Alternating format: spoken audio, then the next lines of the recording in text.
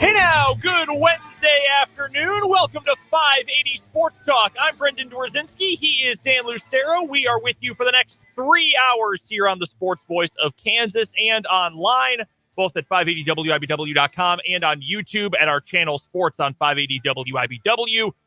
We've got plenty to get to. As always, the Kansas City Royals lost what I consider to be a very funny game last night. Certainly the funniest start of the year. A complete game.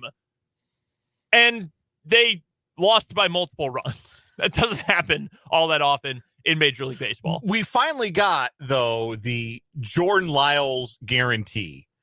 There will be innings. They will be consumed. Do not ask about the quality. There will be quantity. That's true. A complete game for Jordan Lyles. And look, I love a complete game, especially in today's modern era. Yeah. There's something very satisfying about turning on a game and seeing the starter still in the game. Even in like the seventh inning, it's satisfying. But like in the eighth and the ninth, and they're facing a lineup for the third time or the fourth time, and they got to use their wits and their guile, maybe deep into their bag of tricks to try and get those guys who've seen them a few times out. Yep. Like that's very satisfying to me on the level of being an old school baseball guy. It's a little less satisfying when the pitcher in question is Jordan Lyles. It's even less satisfying when the outcome is he gives up 4 runs and loses. First Royal, by the way, to throw a complete game, 9-inning complete game and lose since, I think, James Shields. Wow. You gotta go back like a decade. We will break down that Royals loss. Also, an interesting thought from Dan Szymborski of Fangraph. The eye chart man. About your best friend on Twitter. Yeah, he and I have history. About some contract extensions. He came out with a list, a fairly long and well-detailed list about who are some players around baseball who should get contract extensions post-haste. There's a Kansas City Royal on that list, but which young Royal is it? We'll tell you coming up here in a few minutes. Also in this opening hour of the program today, we'll play our Wednesday staple, One Gotta Go. And some of the NFL schedule it's not even a leak. Like, it's been referred to as leaks now. Like, oh, Adam Schefter leaked it out. No, the NFL gave them a piece of paper and said, hey, release this at 8 a.m. Like, that's not a leak. That's just doing business. But we do know the international games, which includes the Chiefs, a couple of other notable games during the season, including, by the way, one of the most high-profile games of the whole year, Chiefs versus Bengals. When will those games take place? We'll tell you later on this hour. Plenty of Chiefs to get to. In fact, today, we've got maybe a little more information about Patrick Mahomes. Maybe Mike Florio reporting again today that he thinks by week 1, there might be an amendment to Patrick Mahomes' current contract. So we will get to that. Plus, remember when we were told that Donovan Smith got a 1-year deal worth $9 million? That was pretty obvious that that's starter money. You're not giving $9 million to a guy to have him ride the pine. But I do remember one of us saying, let's make sure we know what the guaranteed money is. We now know what the guarantee is, and I am not so sure that Donovan Smith is guaranteed to be a starter anymore for the Kansas City Chiefs. We'll explain what that all means coming up later on today. Tim Fitzgerald is going to swing by for this week's edition of the Wildcat Wrap-Up, brought to you by Azura Credit Union. Big day for Fitz. Finished off his radiation today. Hell yeah. How about that for Tim Fitzgerald? We're going to celebrate with Fitz and talk some K-State coming up at the bottom of the 4 o'clock hour. Wild story involving Bo Jackson we have to get to at one point. Yes, one of the greatest athletes to ever live. A bizarre health story for the Kansas City Royals. Great. We'll preview tonight's Royals-White Sox tilt. Brad Keller on the bump. We've got What Is Wrong With You? All that and more coming up between now and 6 o'clock right here on 580 Sports Talk. Hit us up on the text line if you want to chime in, talking about anything we're chatting about on the show. Text line number is 785-272-9429. And again, the name of our YouTube channel is Sports on 580 WIBW. Our guy on Mark has noticed that we're coordinating today. It's a Blue Wednesday. Yeah, on the YouTube stream. Both of us are wearing not just blue t-shirts from homefieldapparel.com. Yeah, the same company. America's premier purveyor of comfortable t-shirts with great college logos on them. They are. You want to show them off? Yeah, you got the Jayhawk today. I got the Joe Bruin UCLA t-shirt today. I do love the cartoony Joe Bruin. One of my favorite. I now own. I've got 2 coming in the mail. I think at a quarter century mark now. I think I've got 25 home field t-shirts. They are my favorite thing in the wardrobe. They get great comments and remarks anytime I wear them out in public. Please sponsor us. Yeah, call Dan, email Dan, text him, whatever. I know you've got his phone number. There have been enough. You're damn right. You got my address, social security number at this point. Come see about me. You'll see how serious I am about this. All right, let's get. It's not even counting the hoodies. Yeah, right.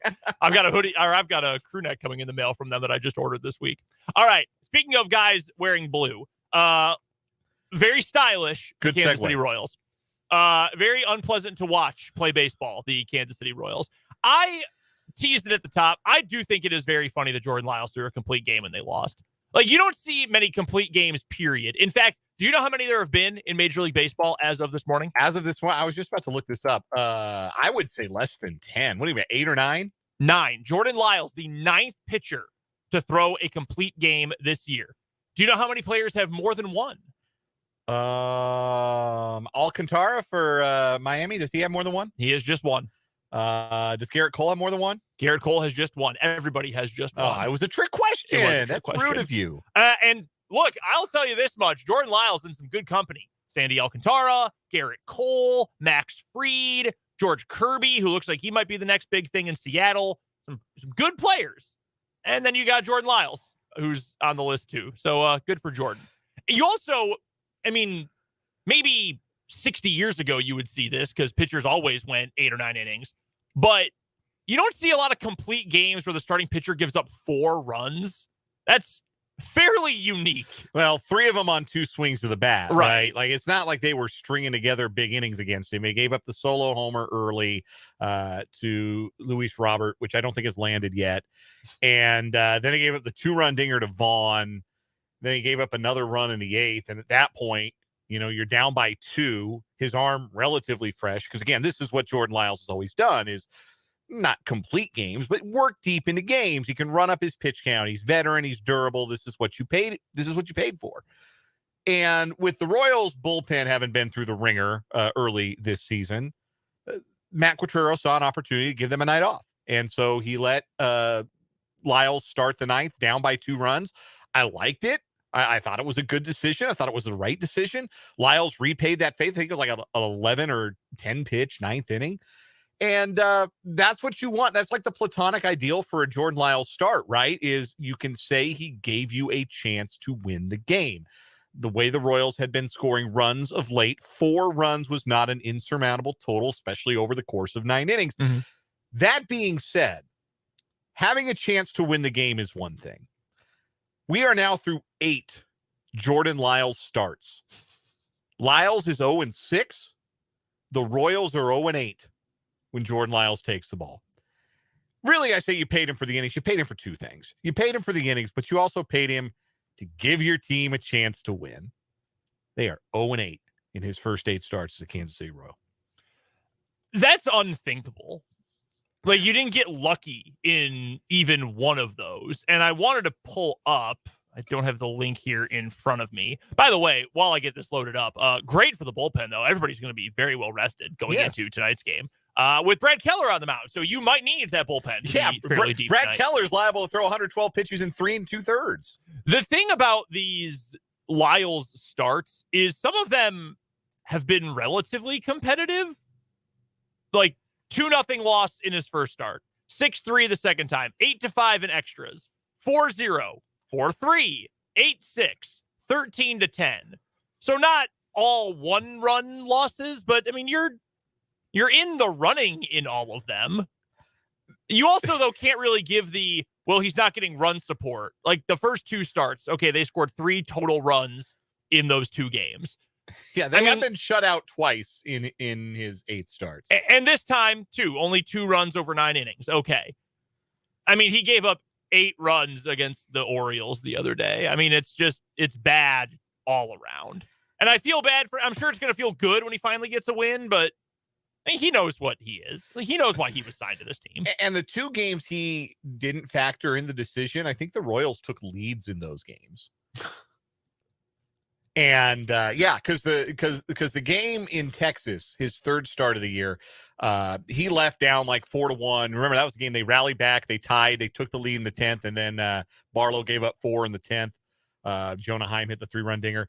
And then the game against Baltimore just 6 days ago, that was the game where they got behind big and then jumped out in front, and then the bullpen gave that one away. So, he 8 innings in that game because somehow, despite giving up 8 runs, he was not the first pitcher pulled. That was the day game and Grayson Rodriguez game. Yeah, last Thursday. So no quality starts yet by the standard of that particular rubric. No starts of 6 or more innings and 3 or fewer runs allowed. That's not great. But again, last night, the problem is what it always is for Jordan Lyles. He allowed 2 home runs. He has allowed 2 or more home runs in 6 of his 8 starts. And the old saw is that solo home runs don't beat you. And there is some truth to that. But 13 home runs allowed in 49 and a third innings that will get you beat on a pretty regular basis. So Jake has been asking Fulton every week on Mic'd Up when they play their odds makers game. He's been asking him every week, what is the percentage chance the Royals lose 100 games? And I was on cross-talking with them yesterday, and I put it at 45%, which was lower. The previous time they'd asked me, I said 48%. I was down to 45, and I said, you know what? I think the offense is starting to show you something. They might have enough games this year where they just out-hit their opponents. They can get to 63 wins. Do you know, just off the top of your head, what record the Royals would have to beat to finish with fewer than 100 losses? So they'd have to win 63 games. So they would have to go 63. 63. From here. Oh, okay. Yeah. From here, they'd have to go 50 because they're 10 and 27. They'd have to go 53 and 72 to avoid 100 losses. So 53 and 72 is 125 games left. They would have to win 42% of them, which means they would have to play over the next 125 games like a 69 win team to avoid losing 100 games. It's hard to lose 100 games. It is. It's also hard to lose the first 8 starts of someone's season, but the Royals continue to do the unthinkable, which sometimes is good. In this case, it is not. By the way, hat tip to Vance on the YouTube comments who pointed this out. I hadn't seen it before, but there's actually a column over at ESPN Plus. If you subscribe to it to watch games, by the way, and you still have your subscription, they've got a bunch of articles that are behind a paywall, if you didn't know already. This is one of them from Bradford Doolittle and David Schoenfield about just how bad the bottom of baseball is this year. Yeah, and that includes about the Royals. It was a real fun read for your pal. Yeah. Real fun read for me, let me tell you. But I did read it. And beyond the broader point about just how bad the worst teams in baseball are and why they're bad, because they're bad for different reasons. The crux of the article is how many teams are going to end up with lose 100 games. And they write with some certainty that the Royals will, and they are certainly on pace to do just that. But like I said, does it feel attainable that this team for 125 games can play like a 68 win team? Because that's on like the low end of that was their Vegas over under, wasn't it? I think so. Yeah, it was like 68 and a half, right? Yeah. Right around there. Yeah. So if they just play like themselves or like they were projected to play for the next 125 games, they will avoid 100 losses. Can they do that? The math says that they probably can.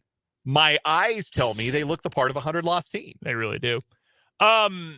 The one thing that did stand out about this game, other than Jordan Lyles giving up 4 runs, still finishing the game and taking a loss. Another good day for Vinny Pasquantino. 2 for 4, scored a run, hit a dinger, hit a home run. Now tied for the team lead with 7 for the season. So he's on pace for about 30 for the year. Awesome for Vinny. Dan Szymborski over at Fangraphs has a column up, as I mentioned earlier. I think it's a silent Z. I think it's just, or a silent Y. I think it's just Szymborski. Szymborski? Okay. Yeah, that would be a silent S, I guess. Adding extra syllables to his name. But he put together a post about players around Major League Baseball who could use extensions right now. Like, if you are their team, get a deal done, get them locked up, money set for good for the long term. Players including Adley Rutschman, the young catcher for the Orioles. Yeah, I think this dude has MVP potential. I think he might be that good. Orioles want to lock him up. Then again, the Angelos family. Julio Urias, who might be, with Walker Buehler's future up in the air in Los Angeles for the Dodgers, he might be the stalwart of that rotation, unless they get Shohei Ohtani, obviously. A handful of other guys you've probably heard around Major League Baseball. Shane Bieber with the Guardians, Marcus Stroman with the Cubs. Those are more veteran guys. You go down the list a little bit to some more of the young players. And the last one on the list, Vinny Pasquantino. Here's what Zimborski says. Pasquantino is not a superstar, but the Italian breakfast, roll my eyes, has turned out to be the most developed of the team's hitting prospects. Whit Merrifield is gone, and Salvador Perez is entering his mid-30s. And as the Royals continue to shift away from the last year of their World Series winning roster, Pasquantino should spend the next 5 or 6 years hitting in the middle of the order. Locking him up now keeps him at a Royals-friendly price throughout his likely prime years. Now, he is under team control for a while. It is another 5 years, another 6 years until he would even come up for free agency. So you're probably only adding 1 year onto that. But if he keeps hitting like this, what's going to become more expensive? Those arbitration years. And that's going to be pricier and pricier as those progress. And if he's as good as he looks right now, and as we expect him to continue to be, I expect him to continue to only get better from this point forward, then yeah, you'd probably like to lock that guy up. It's what the Braves have been doing for years. If you want an allegory to this, is Ozzie Albies. Wow, we think there's so much potential here. You're already a good player. Let's give you this deal and just make sure you're locked down. There's no worries about anything going forward. I don't know what John Sherman / JJ Piccolo's approach to this is going to be, because we haven't seen it with the Royals. Right. And other teams have tried to do it more and more. The Braves, the number one example of it, but there are plenty of other teams. The Cubs just did it with their young second baseman, Nico Horner. I know an example there. And the Royals did. I mean, obviously, they extended Salvi when he was a young player. Yeah. They gave an extension to Danny Duffy, and they gave one to Whit Merrifield. And none of those were bank breaking, right? No. Those were all team friendly. So I do think in that respect, they would be able to approach Pasquantino and maybe get something done. We buy out the rest of his arbitration years, maybe another year on the back end of that, or 2 on the back end of that lock him up into his early 30s and keep him a part of your lineup and keep him a part of your team, because, I mean, he's a popular enough guy to have his own mascot, and seems to be somebody who is well regarded in the clubhouse, and kind of he's the oldest of the young guys, if that makes sense. Yeah. He's 25.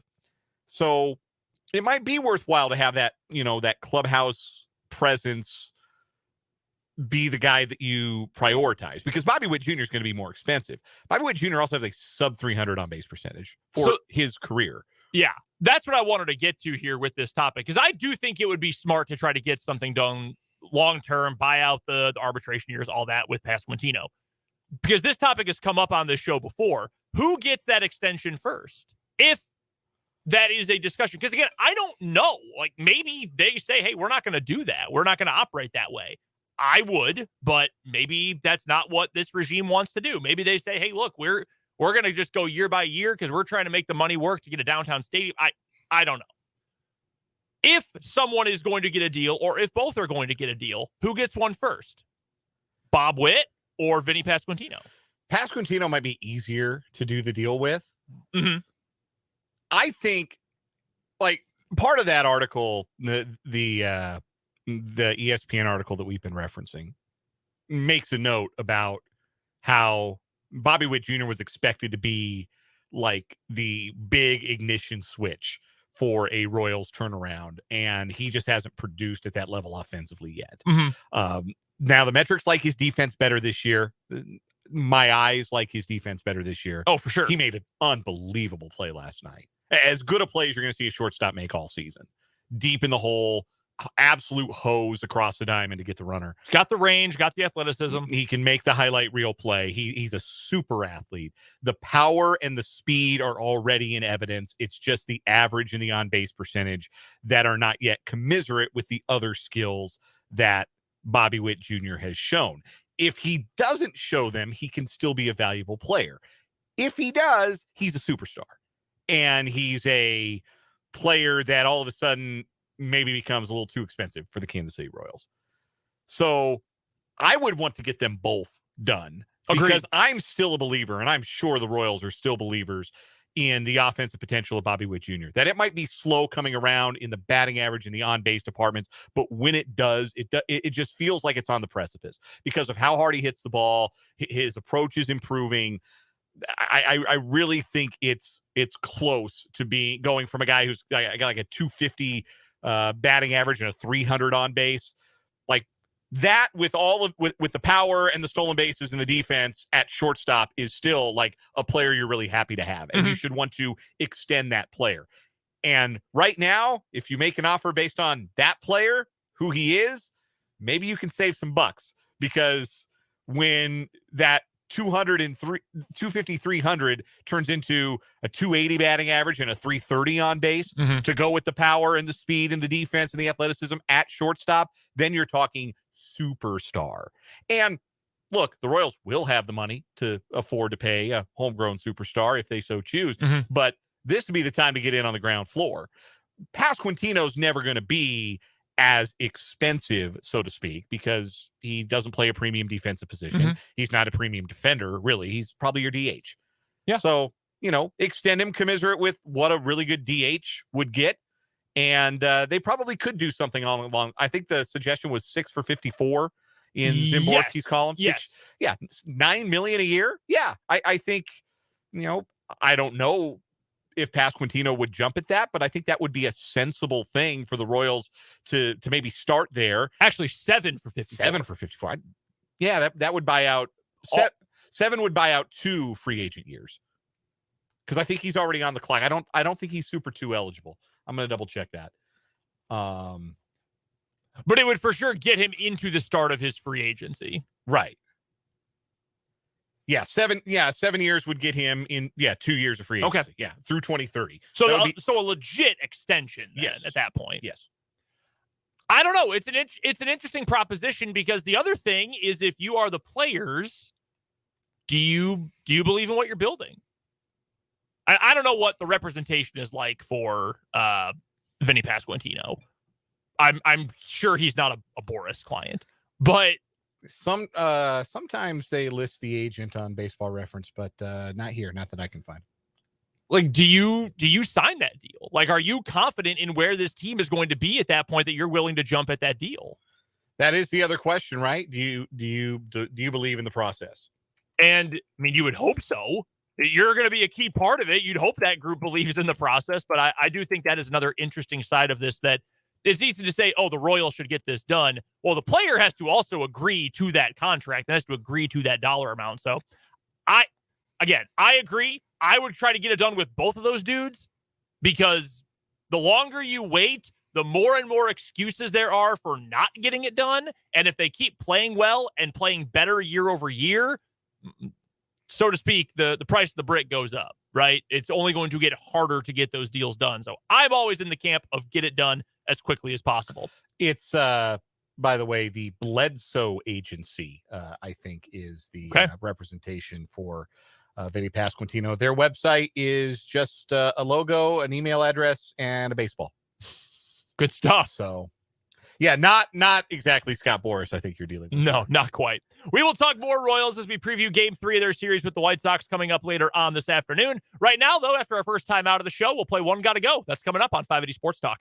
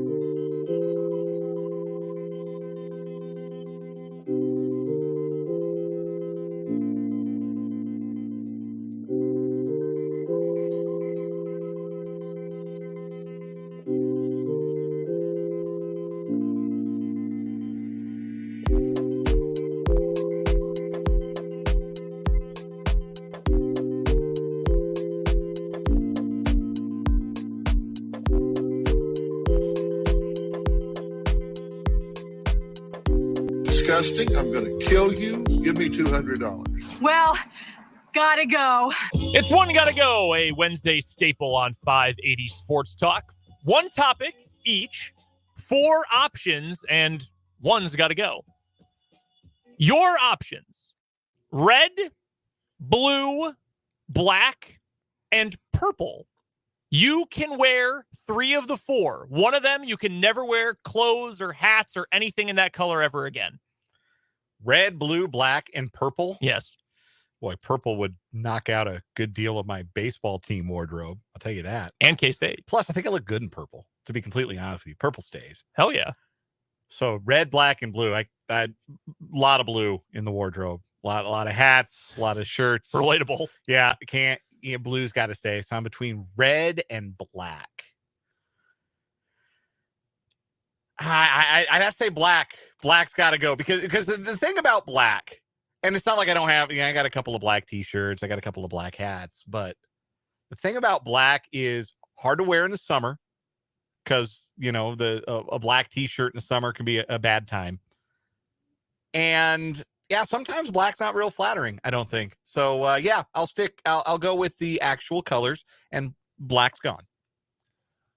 I think I would dump. So, for the sake of fairness of the question, I think I would have to replace purple with green because I tried to make it hard and pick your favorite team's color.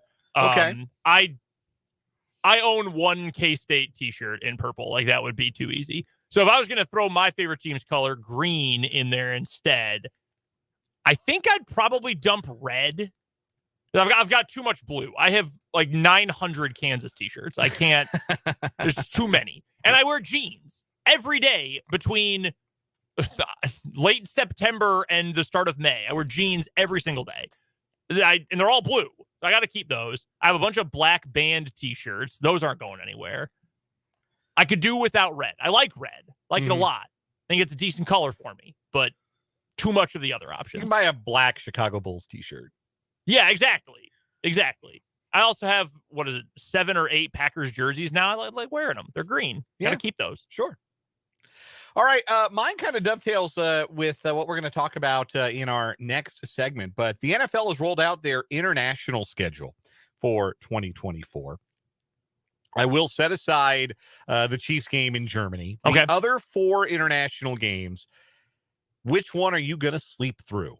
Falcons, Jaguars in London in week 4. Jags, Bills in London in week 5. Ravens, Titans in London in week 6. Colts, Patriots in Germany in week 10. You get to sleep through one of those. Which one is it? All right. Well, it's not going to be Jags, Bills. That's the best of the bunch, I think, easily. I think Ravens, Titans could be an amount of fun. So that leaves the one in week 4, Falcons, Jags, and week 10, Patriots, Colts. And I think the answer is the week 10 game. I think it's the game in Germany between the Colts and the Patriots. That game has the potential to suck. I mean, really. And I guess any game does. But at least Falcons, Jags, you could talk yourself into that game might have 100 points. Like, if Jacksonville's defense doesn't take a big step forward, we know Atlanta's not going to pull. Well, they improved their defense a little bit. Yeah, they spent a lot of money on their defense. I just don't want to watch the Falcons play football. That's mine that's got to go. Like, I don't want to watch the Atlanta Falcons play football. If they had a quarterback that I believed in more, I could sell myself on they might be frisky.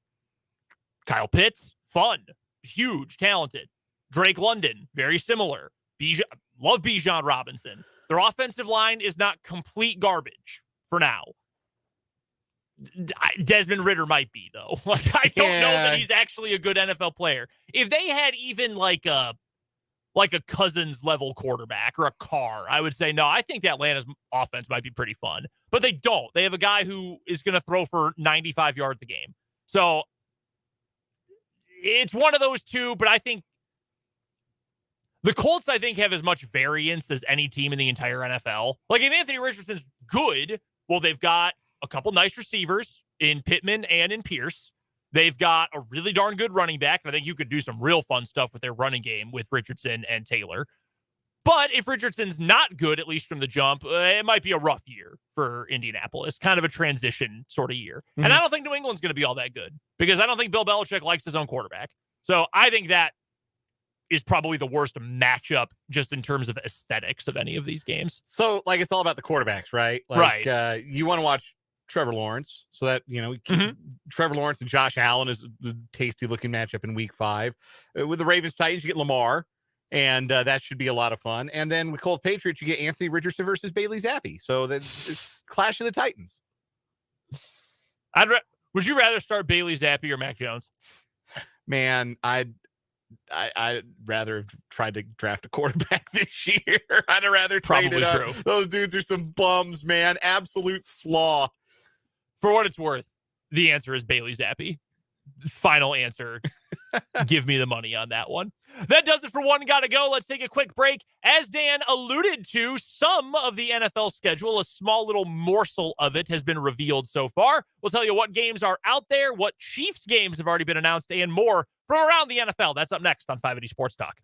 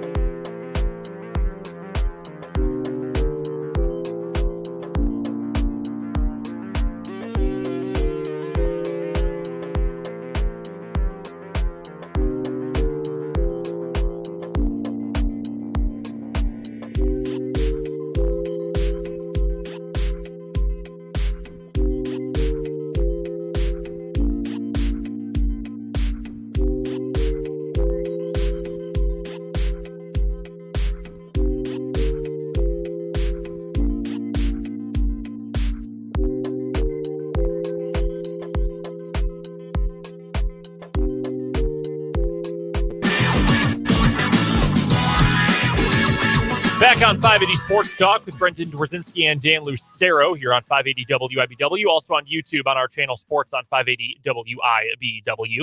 The full NFL schedule will be released coming up tomorrow evening. There's going to be shows on ESPN2, I believe, and NFL Network and ESPN Plus. And by far the worst thing about the NFL industrial complex is that they have made a thing out of schedule release day. It is like, good God, leave me alone for like 2 seconds. Yeah, it is very hyped up. And I don't really... When did we start doing this? A handful of years ago. It's been more than half a decade. Yeah, the NFL just won't give you it. It won't let up. It won't stay out of every corner of your life. Oh, is there a time period in which you were not thinking about the Shield? Here's our schedule release. We're going to put it right in the middle of the NBA and the NHL playoffs. I feel like spring of 2020 was the first time I noticed, like, dang, everyone is paying attention to this, because it was kind of a glimmer of, hey,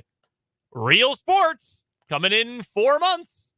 I feel like that was the first time I thought, dang, they really are going overboard with this. And it's not just like making a 3-day event out of what used to be a 2-day event, the NFL draft, or it being, the schedule release is in the middle of May now. It's also the fact that for the first time, the NFL is going to play a game on Black Friday. So not only will the NFL have 3 things, it used to be 2 Thanksgiving games. Yep. It would be the Lions and the Cowboys. Mm-hmm. Now there's 3. They added the primetime game about a decade ago now. And now they're going to have a Black Friday game. Like, Black Friday used to be the exclusive provenance of college football. Mm-hmm. That was when you would watch college football games. There were lots of great rivalry games. The final week of the college football regular season. You get the Egg Bowl on Black Friday, or you get Texas A&M Texas back when they used to play each other. And, hey, they're going to play each other again. Yeah. That used to be college football's day. Mm-hmm. And now it's not anymore. Now the NFL's like, oh, y'all want to watch the football? You're going to watch our football. And we know you're going to watch our football. We know you're going to watch it. And not only is it a big day for the NFL, it's a real big day for Amazon, because that Black Friday game is going to be exclusively on Amazon Prime. So you're going to wake up on Black Friday and you are going to consume whatever Amazon is feeding you. You are going to buy tablets for $17. You are going to buy batteries for the next 20 years. You are going to buy everything that is 50% off, and then you are going to watch football from Amazon as well. I imagine those will be the ads during the game, right? Like there's a short stoppage in play. Usually they advertise a movie or their live concerts or whatever. Yeah, it's like their flash deal of the quarter is going to be advertised on it. Can at this point, we may as well just call it like Amazon Day. Yeah. Black Friday presented by Amazon. Pretty much. That's effectively what it's been for probably a while now. With the compliance of the National Football League. Here's the other thing about the schedule release. It would be one thing if you only knew you were playing your division. And outside of that, it was, well, dang, we've got 11 other games. We could be playing anybody. But that's not how it works. We already know who the Chiefs are playing. We already know who they have at home and who they have on the road. Even. Yeah. It's just a matter of the order of the games.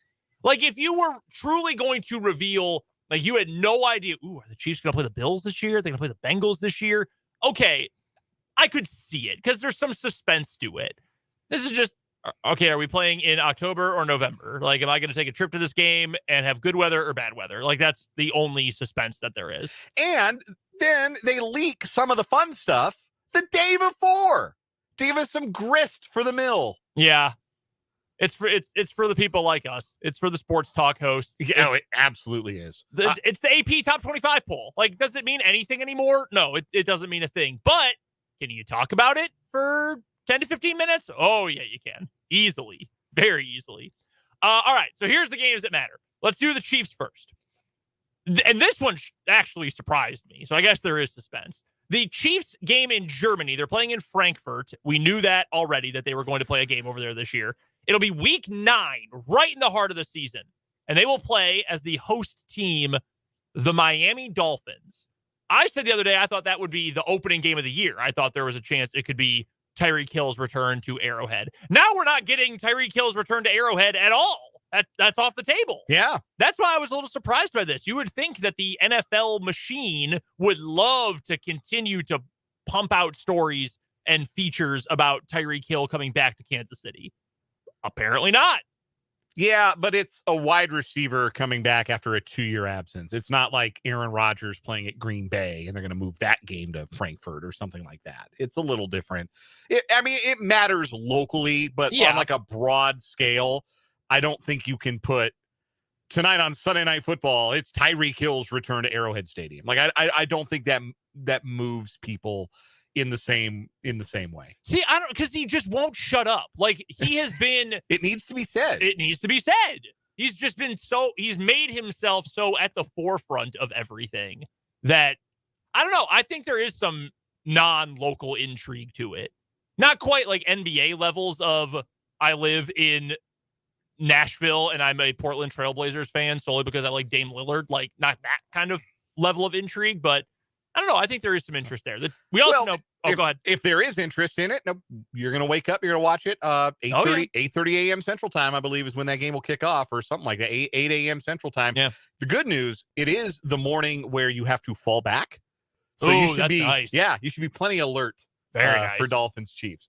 The Chiefs, we also know when they're going to play the Bengals, week 17. So that'll be the second to last week of the season. All-time great announcement video from the Cincinnati Bengals earlier today, featuring that jabroni mayor of Cincinnati and former Chief and current Bengal Orlando Brown Jr. Me explaining it would not nearly be as funny as the video, so seek it out through the Bengals social media channels if you have not already seen it today. Yeah, it's very well done. It's perfect, like 10 out of 10, no notes. It's perfect. It's exactly what it needed to be. So that is when the Chiefs will play the Bengals. Not surprised. I figured they were going to put one of those games against either the Bills or the Bengals late in the season. And, last year, those two teams, Bills and Bengals, played each other, or were supposed to play week 17. We obviously know what happened with DeMar Hamlin after that. But that is going to be one of the featured games of the season for CBS, I'm sure. There's a reason that game is already scheduled for 3:25, because whatever network got that game, and again, I assume it's CBS, they were not giving up that broadcast to be flexed to Sunday Night Football. No. Yeah. Burrow Mahomes 4 is going to be on our network. Jim Nance has already started his board. Yes, he almost certainly has. Other things that have come out, we know who's going to play on Black Friday. It'll be an AFC East matchup, Jets-Dolphins. Can I put a wager down somewhere that during the week leading up to that game, Aaron Rodgers will publicly complain about it? Can I put down a wager on that? I don't know if you can, but I think that would be a smart bet, because Aaron Rodgers is always airing some kind of grievance. Anytime there is anything outside the norm, there is a complaint. It's we got a short week because we got a Monday night game last week, or we're extra long, so now guys are going to be distracted, and there's too much practice time. Always when there's a non-Sunday game. So I would love to put a shekel or two down on that. Also, we went over it earlier, last segment, your international games, obviously Chiefs versus Dolphins in week 9 in Frankfurt, Germany. Week 10, 1 week later, also in Frankfurt, the Patriots will host the Colts. Your 3 London games, or England games, weeks 4 through 6. It'll be the Falcons versus the Jaguars is that at Wembley? Yes, I believe. Yeah, Falcons Jags will be at Wembley, and then the next 2 London games will be at Tottenham Hotspur Stadium. Jaguars Bills and Ravens Titans. You'll notice the Jaguars are playing back-to-back games in England. That sounds like, oh my God, that sucks. And I mean, it probably does for these dudes who can't be around their families for 2 weeks. Like, that would be miserable. But that's a huge advantage for that game against the Bills, right?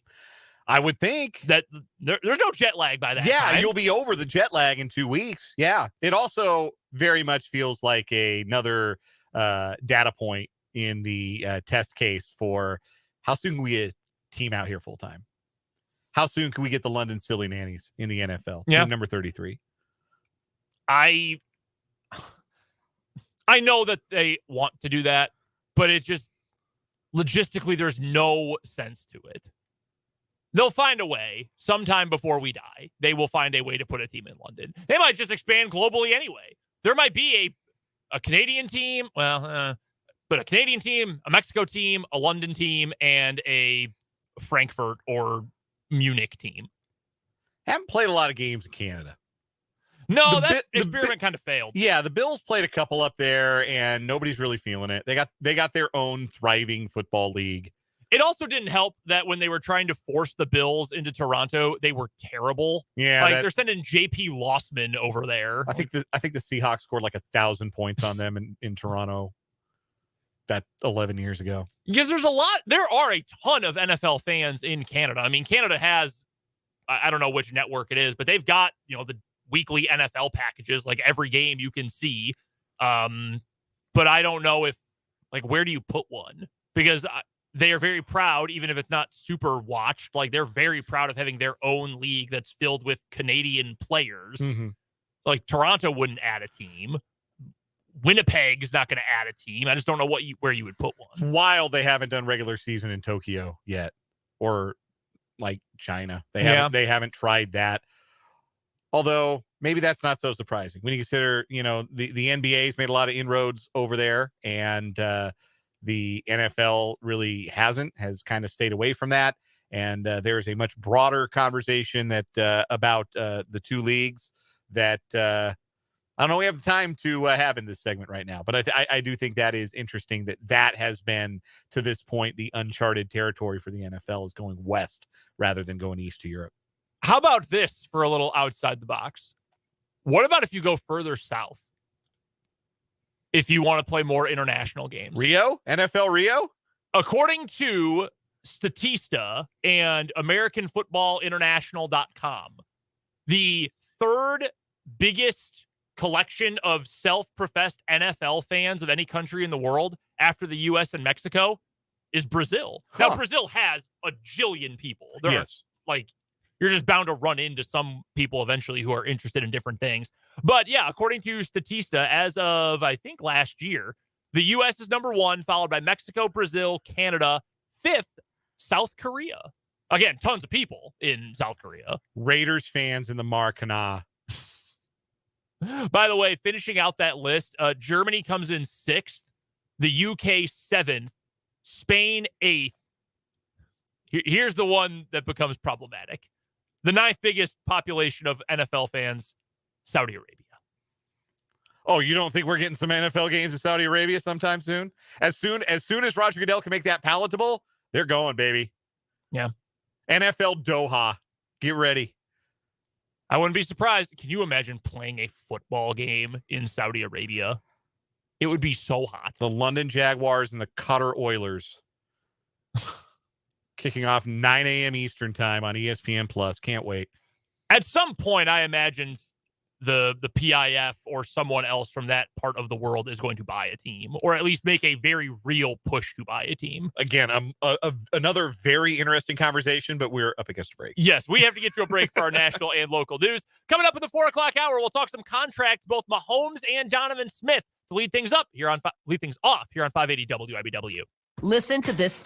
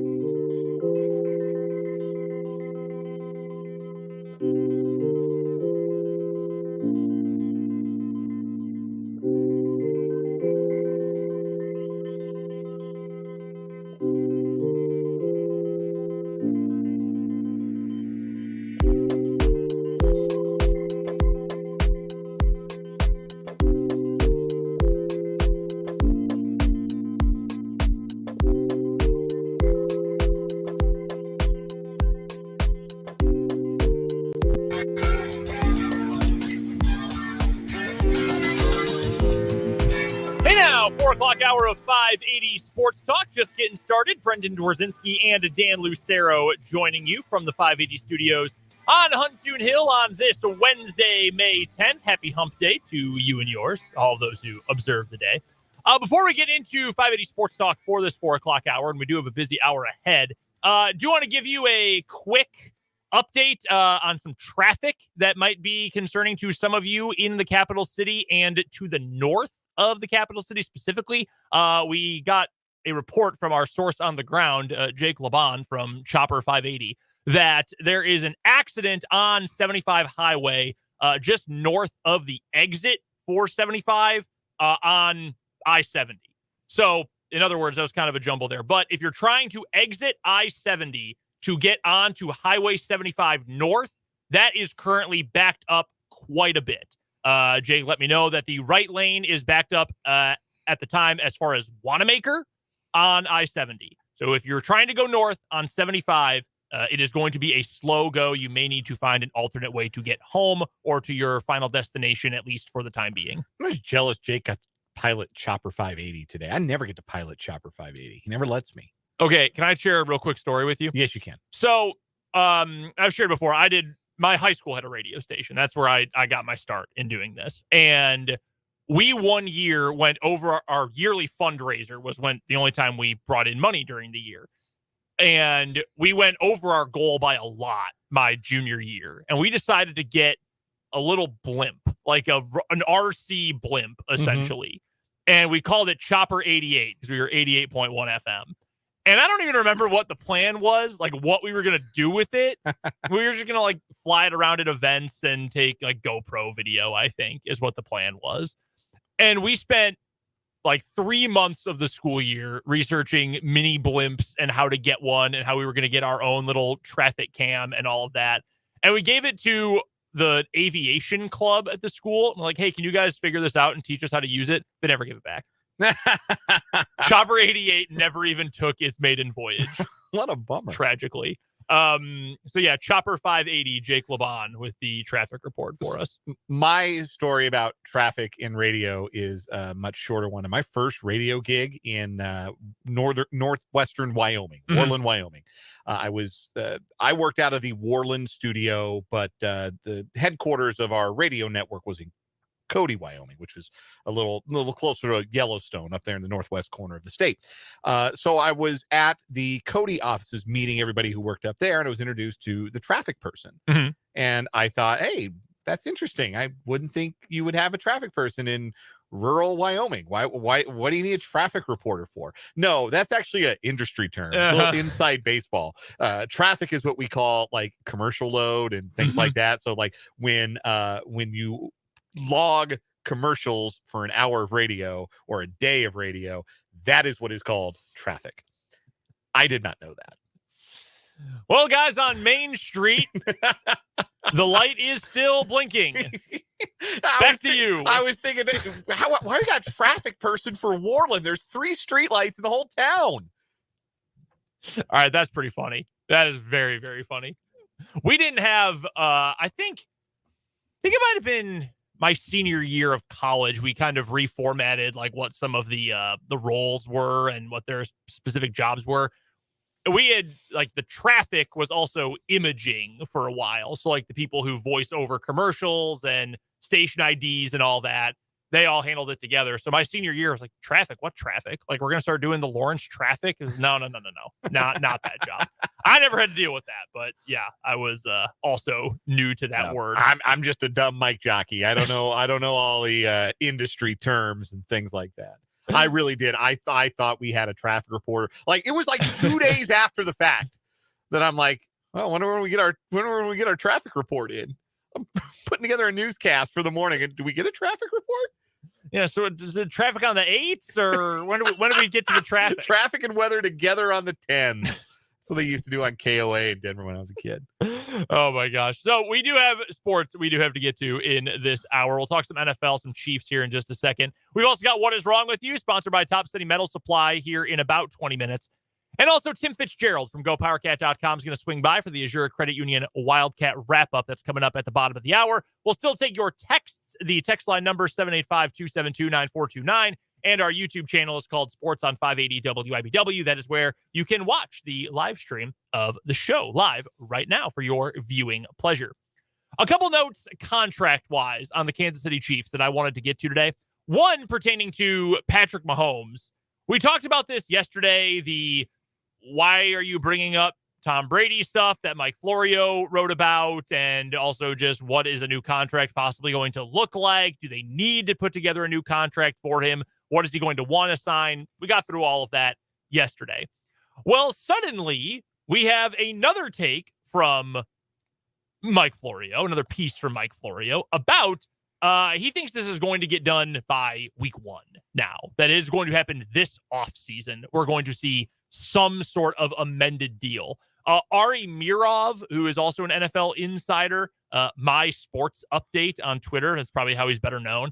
He works for the 33rd Team now, which is a NFL website and college football too, that's made up, all the talent is former front office people, hence the 33rd Team. He said essentially expect not a completely new deal because there's still 9 years left on that huge extension he signed, but expect some sort of amendment in the near-ish future.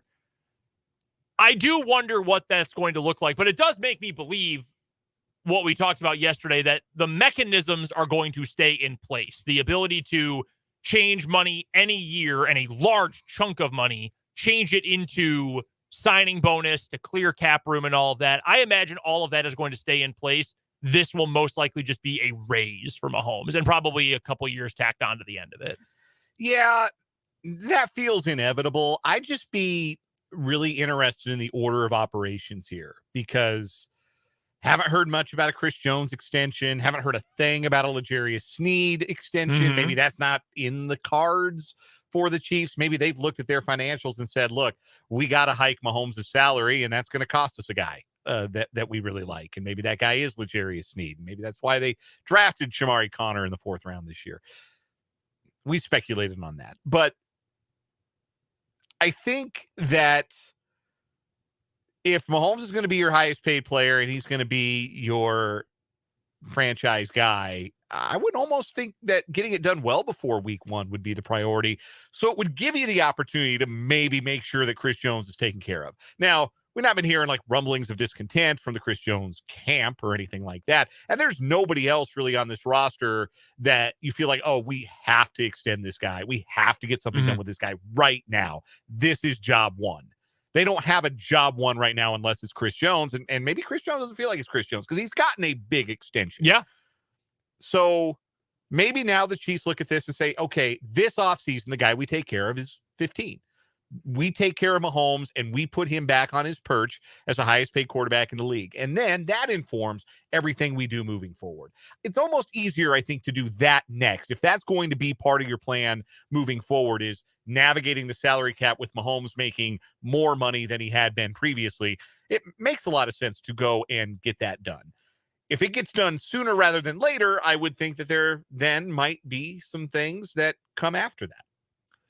I do think, and to the point, I'm with you on all of that. I do think it is worth noting that when Chris Jones last signed his last big extension, it was the same year as Patrick Mahomes. They got them both done in the same summer back in 2020.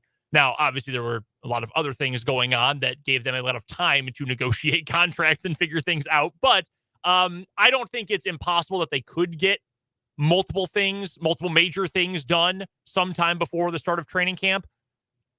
I'm just curious how much more money is going to be sent Mahomes' way. Like, usually we talk about, well, how is it structured and when can you get out of it and the mechanisms and all of that. I'm just curious what the raw money is going to look like, because it's not in the end going to matter, because dudes will take pay cuts to play for Patrick Mahomes. They will come to Kansas. Free agents will always come. They're not going to have a problem with that. Money will work itself out. I'm just curious, is he going to ask for, look, I'm willing to make it a malleable deal, a flexible deal, so we can still change it up and constantly restructure and all that to make it fit, but I want the title of highest paid quarterback in the NFL. And if he doesn't care about that at all, well, then, this is going to be easy to get done, I would think.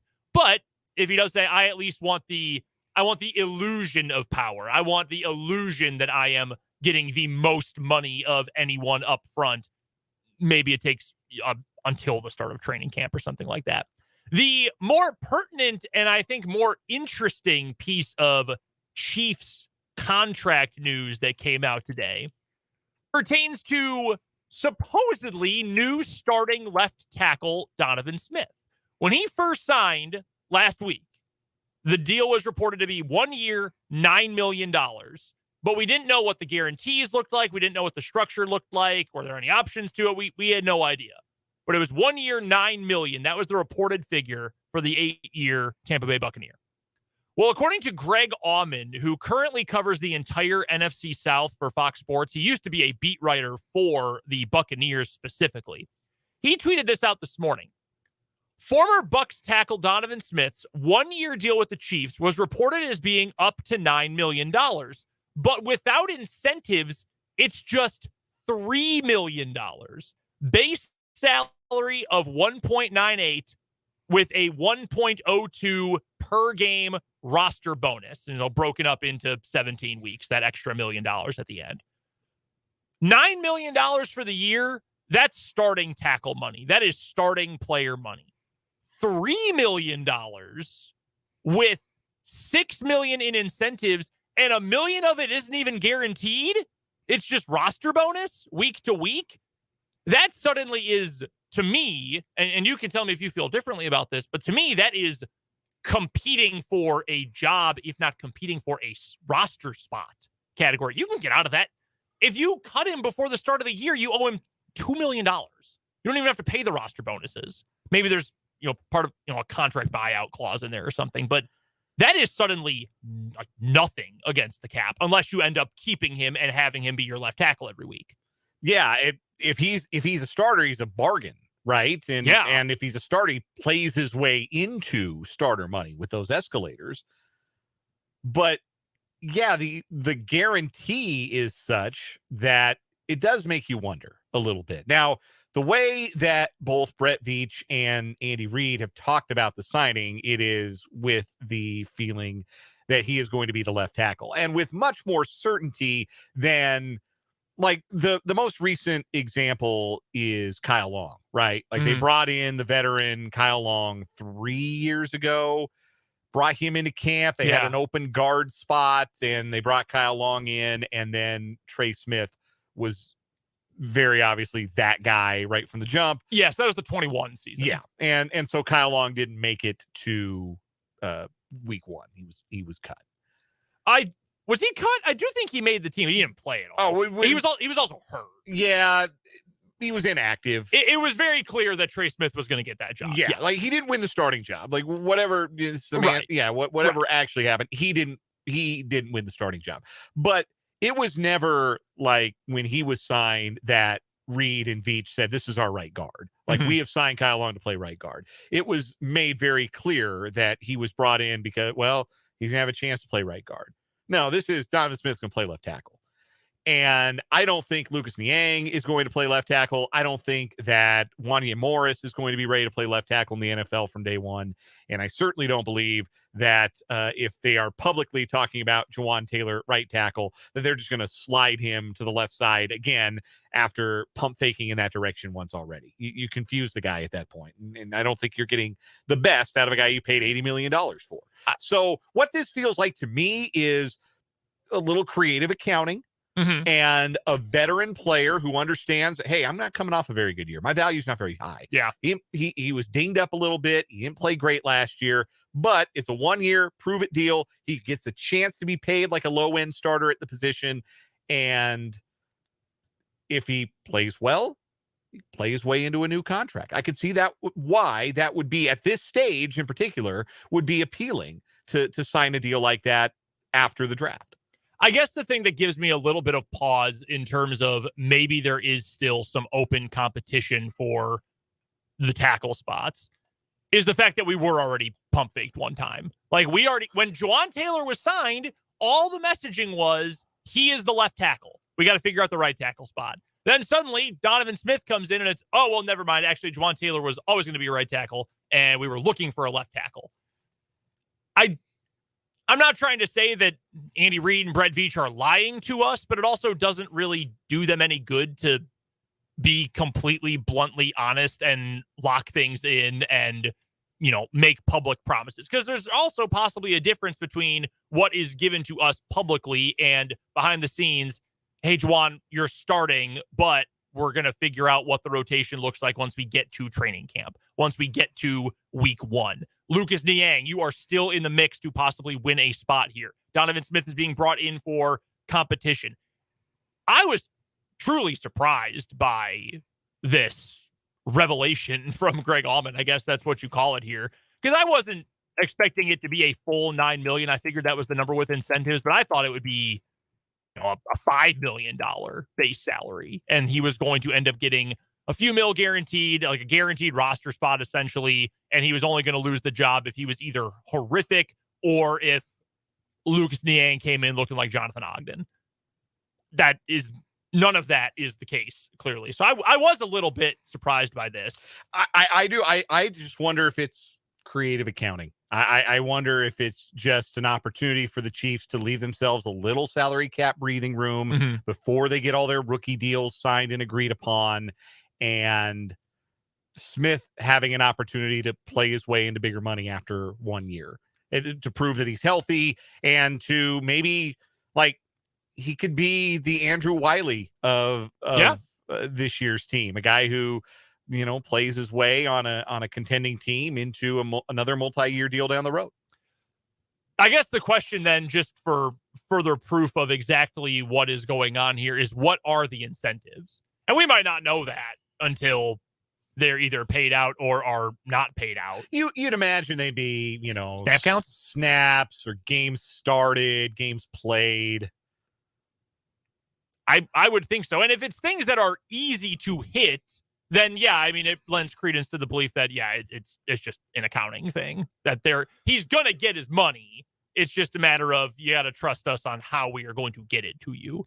Also, if he doesn't hit a couple things at the end of the year, teams always pay those out anyway. Good teams do anyway. They end up paying those things out. By the way, real quick, before we get to a commercial break here, the Kansas City Chiefs also made a handful of moves for the offseason program, cutting Byron Cowart. He was signed earlier this offseason. I don't think he ever even worked out with the team. He's just already gone. Defensive back Martez Manuel, if you didn't know he was signed, you're not alone there.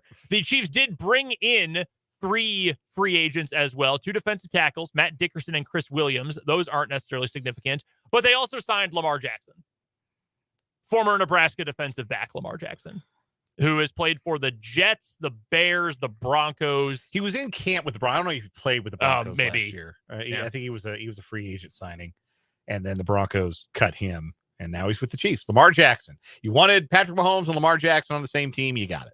There is something interesting about this time of year when you bring, and by that I mean now through the lead up to the first preseason game, essentially, that there are going to be veteran guys who have played in NFL games who are brought in, and you think, oh, well, they're just bringing in camp bodies. Or maybe it's guys who end up making the team. Remember Danny Shelton getting signed last summer? Oh, yeah, he was actually a real piece of this team. Now, he didn't play a lot, but they brought him in. They had him on the roster. So I'm not trying to say that one of these guys is going to end up making the team, but if there's ever any position to bet on that they would find a spot on this team, it's probably defensive back. Yeah, they have an eye for those guys. We are still waiting for the first time that Lamar Jackson plays against Lamar Jackson. We have never gotten to that point. That's too bad. I'm really hoping that eventually we do, though, because that would be a lot of fun. We've got to get to a break here on 580 Sports Talk. When we come back on the other side of this timeout, we've got today's What Is Wrong With You, sponsored by Top City Metal Supply. And at the bottom of the hour, we will talk to Tim Fitzgerald from GoPowerCat.com for the Azure Credit Union Wildcat Wrap-Up. Fitz will join us on the Fleming Place Wine and Spirits Hotline. Some great personal news for Fitz today that we will talk about. Also, the latest on the transfer portal for K-State. And by the by, within the last 25 minutes since the start of this hour, a name has entered the portal who K-Staters have had their eyes on for a while. Julian Phillips from Tennessee. That is a name to watch. We'll talk about him and all things K-State athletics coming up later this hour on 580 Sports Talk. Hey, Doctor, not a real customer. Quote based on the healthy, non-smoking.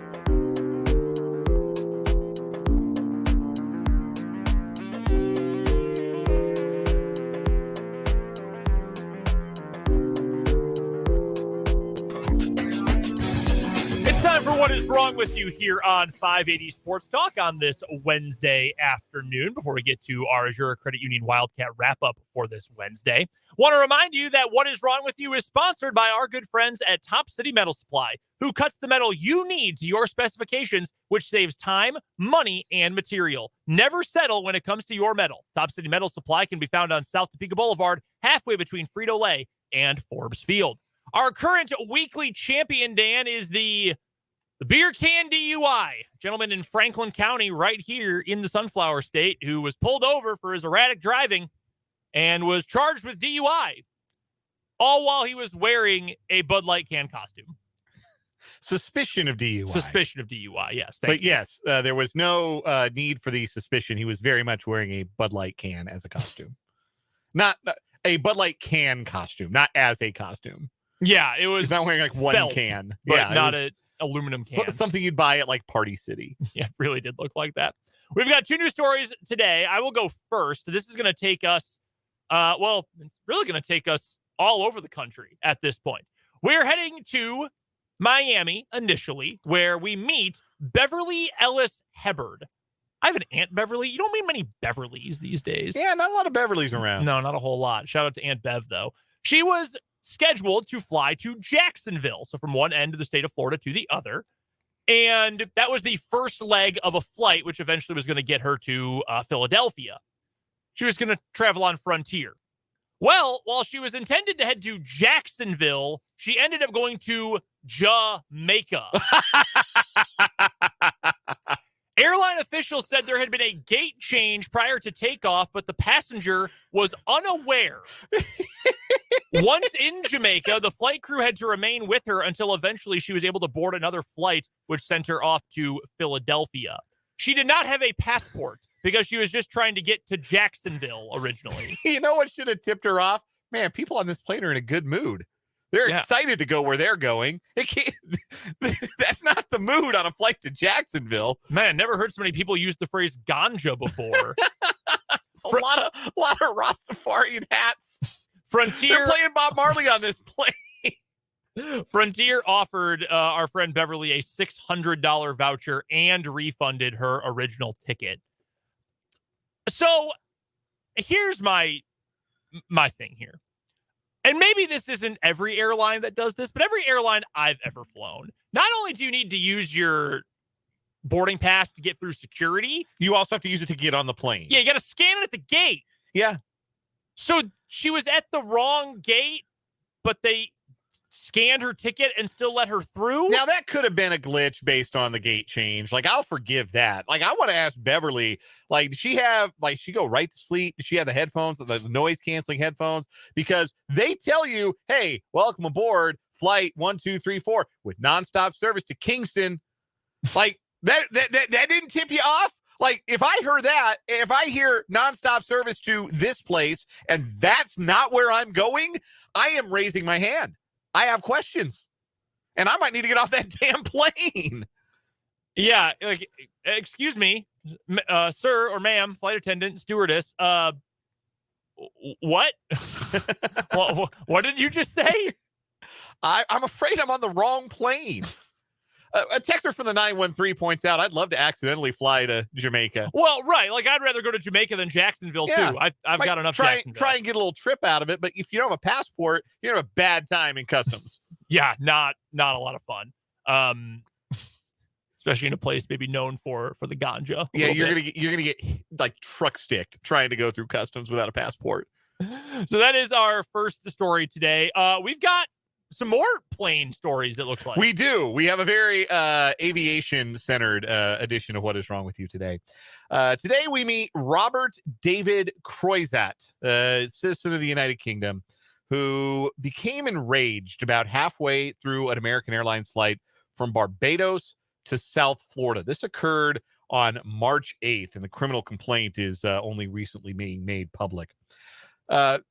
Flight 1192 of American Airlines left Bridgetown, Barbados for Miami International Airport. And a little less than 2 hours into the 4-hour flight, Croizat got up out of his seat and caused a disturbance by getting out of his assigned seat and approaching one of the flight attendants.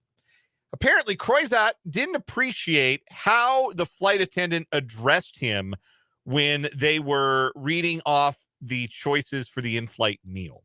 And Croizat told the flight attendant that he was a crappy flight attendant, although that's not the word he used. He used a different euphemism for feces that is a 4-letter word that we can't say on the radio.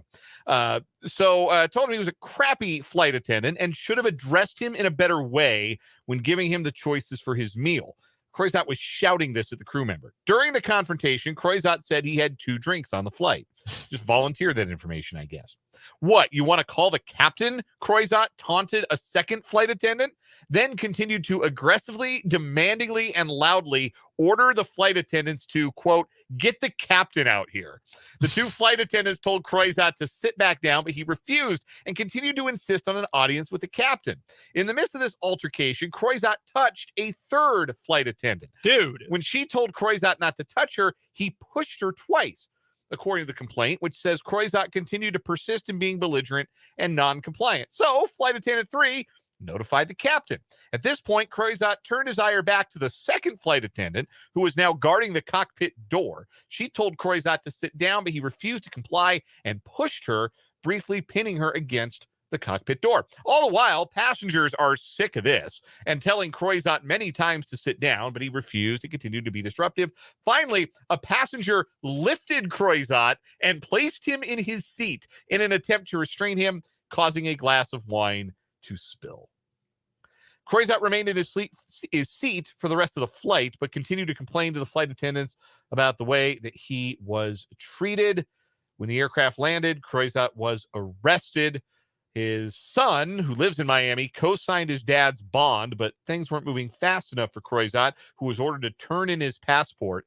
He complained to the court that the cost of renting Airbnbs while waiting for his case to be adjudicated was financially burdensome and asked to be allowed to return home temporarily. His request was denied.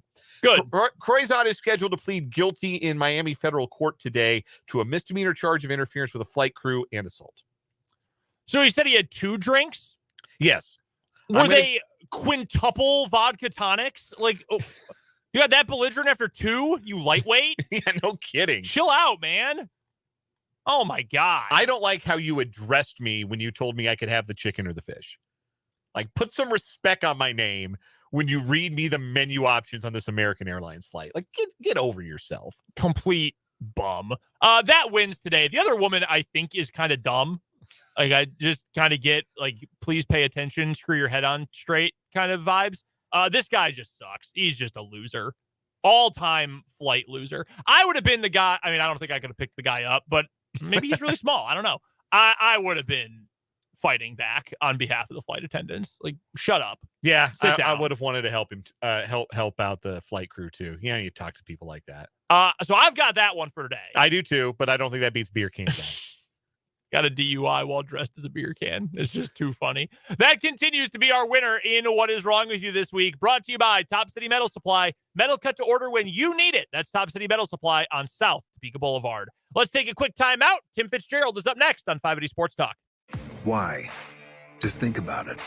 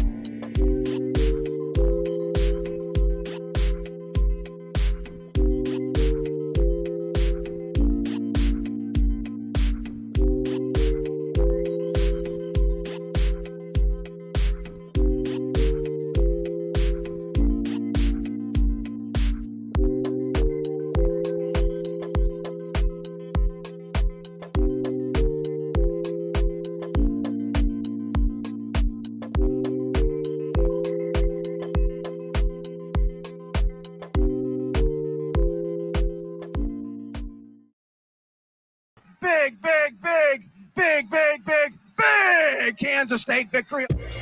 In just a matter of moments, we will be joined by Tim Fitzgerald from GoPowerCat.com for the Azura Credit Union Wildcat wrap-up. We'll be on the line just momentarily. You can find him on Twitter at Life of Fitz. You can also, of course, go find his great work and the rest of his crew's great work covering all things K-State athletics over at GoPowerCat.com. I mentioned it a moment ago, but I know a name to watch for Kansas State in the transfer portal is Julian Phillips from Tennessee. We're getting a bunch of names in today. Tomorrow is the deadline to enter the portal in college basketball if you want to have eligibility immediately for next year. So don't be surprised if we see a bunch of different names enter in the next 24 hours or so. We'll get to some of those names here momentarily, but first, we now welcome in Tim Fitzgerald again from GoPowerCat.com. He can be found on Twitter at Life of Fitz. But Fitz, before we get to K-State, congratulations on a very impressive and important day for you. Day number 25 of 25 of radiation treatments, my friend. Congratulations. I am done, but tomorrow's not going to be any better. I got to go see the Royals. So, I know my friends are trying to boost my spirits by taking me to the Royals, but okay. No, actually, I'm looking forward to tomorrow hanging out with the fellas, getting up to the K, sitting in the rain with 15,000 kids. That's the way you get rid of your stress from having cancer. Oh, my God, it is school day, isn't it? Oh, yeah. Oh, yeah. I remember I played hooky from work when I first started in Wichita because the Rockies were in town. It was a 2-game midweek interleague series. So I drove up from Wichita. I played hooky from work. I drove up from Wichita. I went to the Rocky game. It was a day game. And I got in the ballpark, and there were like thousands of children. And I was like, what is happening? Why are there so many school buses? I had no idea school day was a thing. And I have experienced school day.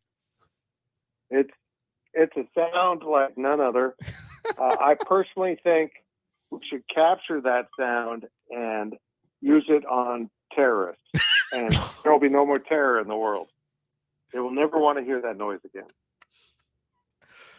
I mean, where do we go from here? Like, do we talk K-State? Do we make fun of school kids? I don't even know where to continue this from. I would like to apologize for missing the call because I currently have a plumber in my house trying to undo basically a 20-year problem that we've had that finally has gotten to the point where it has to be fixed. And so literally what's hit the fan around here. Okay? Yeah, that's what I wanted to do with my afternoon after my end of my radiation treatment. Sure. Absolutely. Well, Fitz, we do want to check in because I know a lot of people have asked and are thinking about you as you go through this process. How are you feeling now through day 25? I'm absolutely exhausted. I did 39 radiation sessions in 2018 and had no problem with it. It was on my prostate, in my prostate bed, bladder area. And now this one's at my stomach and it's in my lymphatic system. And so I've been nauseous and tired for the last 4 weeks. I'll take some time to recover here. I'll probably be able to get some good sleep at the Royals game tomorrow. And get back at it. Daphne, I've got more treatments to go, so I'm not getting too worked up. Well, we are happy that this stage is in the past for now, Fitz. And again, a lot of people, including the two of us, thinking about you. Although the poor Royals at this point might be a little upset. I got to be honest. Well, I feel like I'm the perfect person to be able to handle the Royals because I've been through worse. And I'll go watch them. Oh my gosh, we're talking. I was making a lot of money betting against the Royals, and then I just stopped, and they won a few games, so I'm glad I stopped. I was making a lot of money betting against the Royals. You are not the only one, Fitz. You are not alone in this. Oh my gosh. We are talking to Tim Fitzgerald from GoPowerCat.com. It's the Azura Credit Union Wildcat wrap-up. You can find Fitz on Twitter, by the way, at Life of Fitz, and all of his work at GoPowerCat.com. Fitz, the deadline for players to enter the transfer portal and have immediate eligibility for next year in college basketball is tomorrow afternoon, I believe, if it's not earlier on in the day.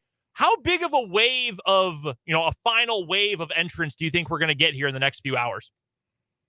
I have no idea, but because this is new, they had unlimited opportunities in the past to hit the portal. The interesting thing going on here is how many players that have declared for the draft but might enter the portal decide, okay, this isn't going as well as I thought. Let me put my name in the portal before it closes. That's where I think the surge come from. Is guys that thought they'd probably be drafted and maybe aren't seeing that play out, but they don't want to return to their school. So we'll see what all happens. But I know this. The good news for K-State fans is Keontae Johnson's left the door open to coming back. I don't think he will. I think he's going to be in the NBA next year. But he also hasn't entered the portal. So if he decides to come back, it'll be K-State unless he goes into the portal, which I don't think he will. Our guest is Tim Fitzgerald of GoPowerCat.com, joining us on the Fleming Place Wine and Spirits hotline. Fitz joins us every week at this time for the Azure Credit Union Wildcat wrap-up here on 580 Sports Talk. Again, you can find his work at GoPowerCat.com and check him out on Twitter at LifeOfFitz. Where do you think Kansas State needs to maybe focus their portal efforts as more names come into the portal? Obviously, the names that are going to jump into the portal are ones that have an NBA possibility, or at least they and their advisors think they have NBA ability, NBA upside. Is it about experience? Is it about years of eligibility? Is it positional fit? Is it cultural fit? Like what's line one on the resume that Jerome Tang and his staff are looking for right now as the portal kind of gets restocked a little bit here in the next few days? Line one is an experienced guard. So that would fit what might come out of the portal. Not just a guard, they want a primary ball handler, kind of a creator and assist person, which Tyler Perry's a really good guard. He can play the point, but he's more of a scorer, so he might be in a different role than that. They also want a big man that can defend the rim a little bit better than what they've had, but still run the floor. And I don't think they're tied to any age in that one. Jerome Tang just openly said to compete at the highest levels, you have to have experienced guards. So until his recruits can get that experience, this will be really the first full wave of recruits, certainly with guards coming in, that once those guys get some experience, I think they might back off the portal. But for now, wants to keep refreshing that experience to keep being old and wise in the backcourt, because those are the teams that go deep in the tournament. Want to pivot to football because there is news that has been reported and not been made official yet, but it's being reported that Kansas State and Chris Kleiman are close on a contract extension that will bump Kleiman into the top half of coaches' salaries in the Big 12 and keep him in Kansas State through 2030. There was never any question that Gene Taylor was going to work on something with his buddy and his big hire on the football side of things. But how significant is the dollar figure, the commitment to the assistant coaches, when you look at it in concert with all of the other investments that Kansas State is making into athletics at this moment? Where does the Kleiman extension kind of fit into that, and what does it represent? Yeah, I mean, this really does hit K-State at a good time. They're kind of wrapping up their major project. They're still going to work on the indoor track facility going into the former indoor football facility. But this has been Gene Taylor's opportunity to kind of pivot to that, as you said, to kind of turn his attention to making sure his coaches are happy and here for the long haul. We certainly have something good going on with football, not just Chris Kleiman, but it sounds like some of their financial changes are going to the assistant coaches. And then I think after that, they'll probably turn their attention to Jerome Tang and the basketball staff. So this is just something they need to do. What's fascinating by this is about this to me is, this will put Kleiman in the upper half of the Big 12. And certainly he'll be like number 2 or 3 when OU and Texas leave, as far as we know. That still doesn't make him highly competitive with SEC salary. Eli Drinkwitz is getting paid more than what Chris Kleiman will get paid. And I can't wrap my head around that being a wise use of financial resources at the University of Missouri. But I think that's an indication of how sloppy some of these schools get with handing out money when they have a lot of money. Because Chris Kleiman's probably worth more. This contract will never see the end of it. It will be reworked halfway through to get it up to speed to the future standards of what a coach should get paid in the Big 12. But it's a really good move by Gene Taylor. We are chatting with Tim Fitzgerald from GoPowerCat.com. It is the Azure Credit Union Wildcat wrap-up here on 580 Sports Talk. Go check out all of Fitz's work at GoPowerCat.com, part of the 24/7 Sports Network. And you can also find him on Twitter at Life of Fitz.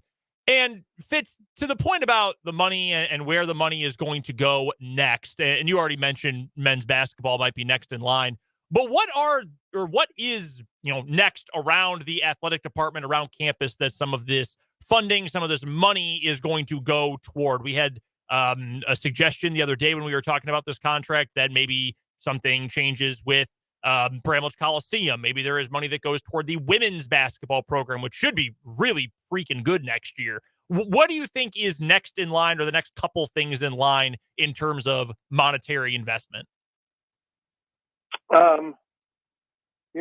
I think they'll eventually have to turn their attention to Bramlage Coliseum. And how they're going to do that will be a very interesting mess for them.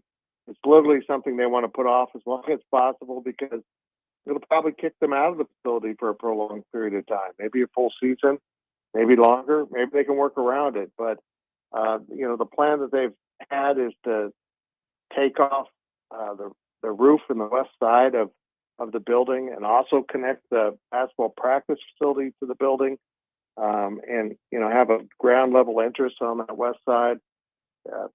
Come into the bowl with some tunnels that fans can enter lower into the bowl. They need to do a lot of work on the underside of that facility, because there's just not enough stuff underneath. There's not enough restrooms. There's not enough locker room space. Certainly not enough media space if they give a crap. All that stuff. It was so poorly thought out with that building. That's really their next big project. But I think Gene Taylor's going to be just fine waiting and seeing what happens here. If you were going to rename the Big 12, should it add anywhere from 2 to 4 new teams, what would you call it? I would probably call it LeBon and Company. Oh, I'm sorry, that sounds like men's clothing. I don't know. Someone suggested this one time, and there's something about it I kind of like. Something to do with the C2C conference, or Shining Sea. I don't know. If it expands to 16, they'll be from coast to coast, and I think there's something to be said for doing that. You can go real boring with the National Collegiate Conference or something, but I'm beginning to lean into just sticking with Big whatever. They own Big 16, and even I think it'd be a good compromise to go to Big 16. Even if they go past that, it'll show that it's something newer, bigger, and the Big 12 just carries some negative connotations with it. They've been through so much. I wouldn't mind moving on, but it also is a known name. It's hard to decide what you want to do. If you added a school in the Rockies, for example, a certain, black and gold team possibly, or someone else, and you had teams in the Rockies and in the Appalachians, and then everywhere in the middle, I feel like there's something cool you could come up with that, right? Like the fact that you're kind of funneling the entire country into this conference. Yeah. Maybe like the boob sweat conference, because everywhere in between the mountains it's hot. I think that might have gone too far. The humidity conference. I think I might have just pulled a hug.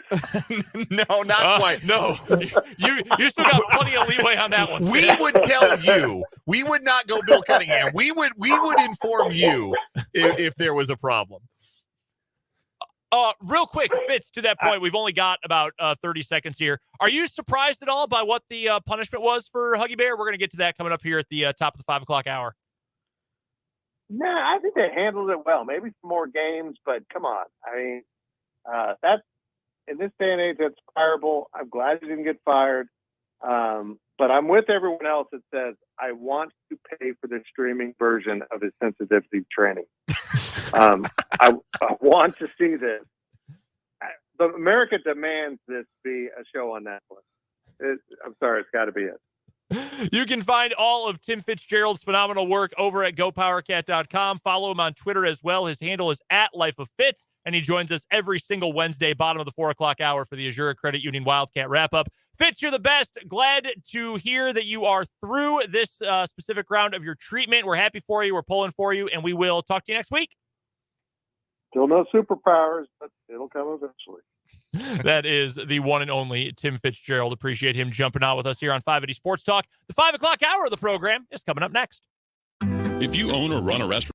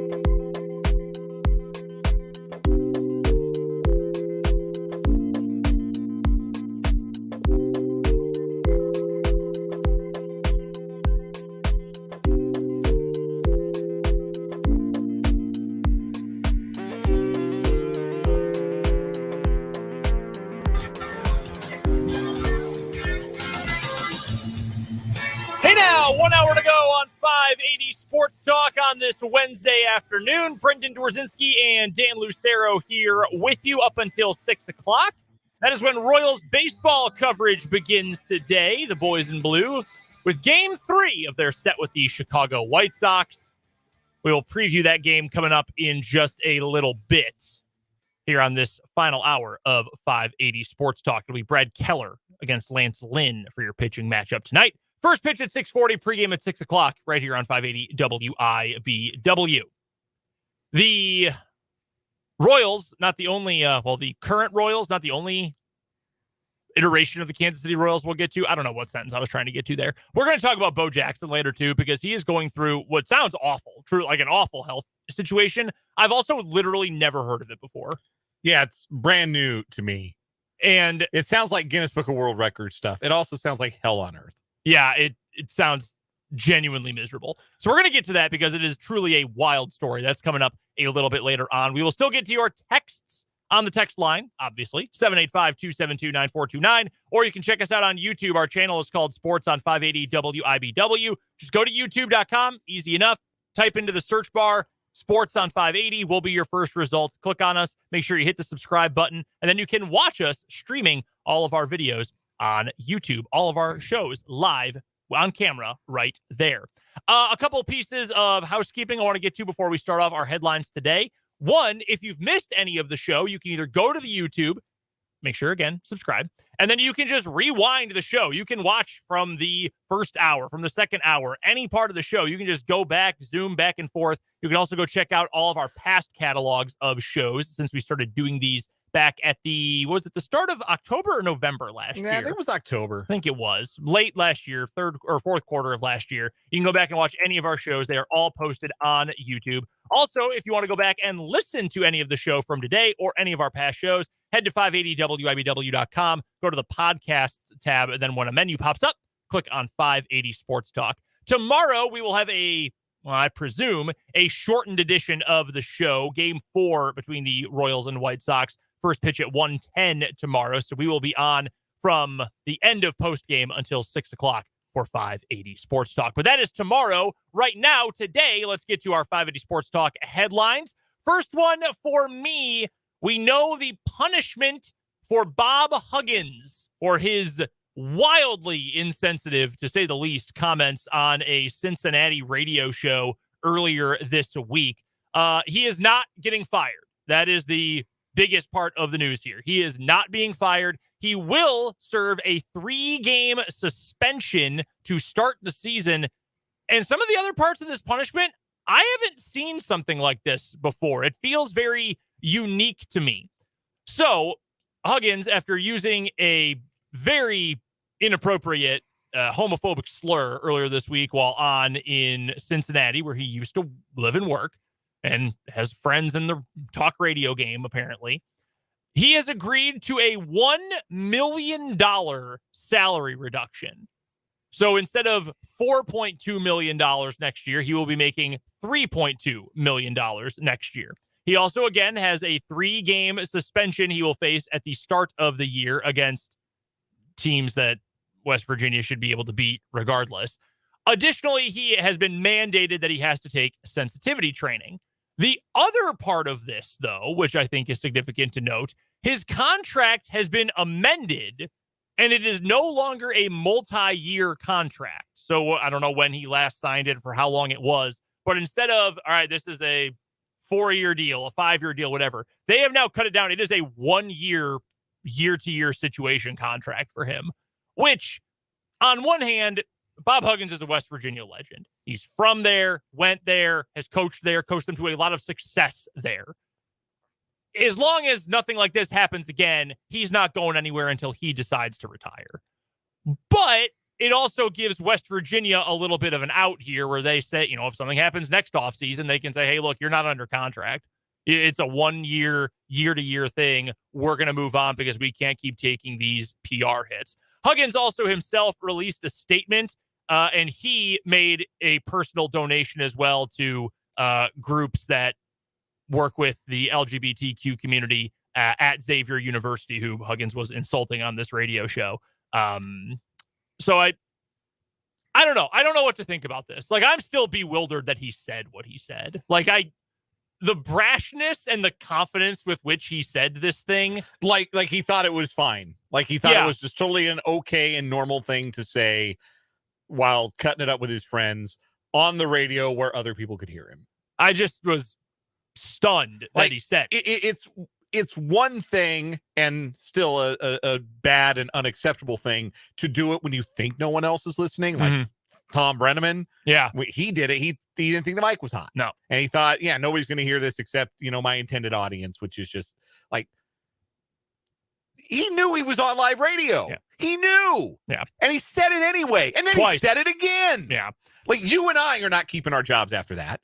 No, we're not working around here ever again. No, it's the end of my radio career if I said that word. Now I have to worry about saying that word in the radio because it's not part of my vocabulary.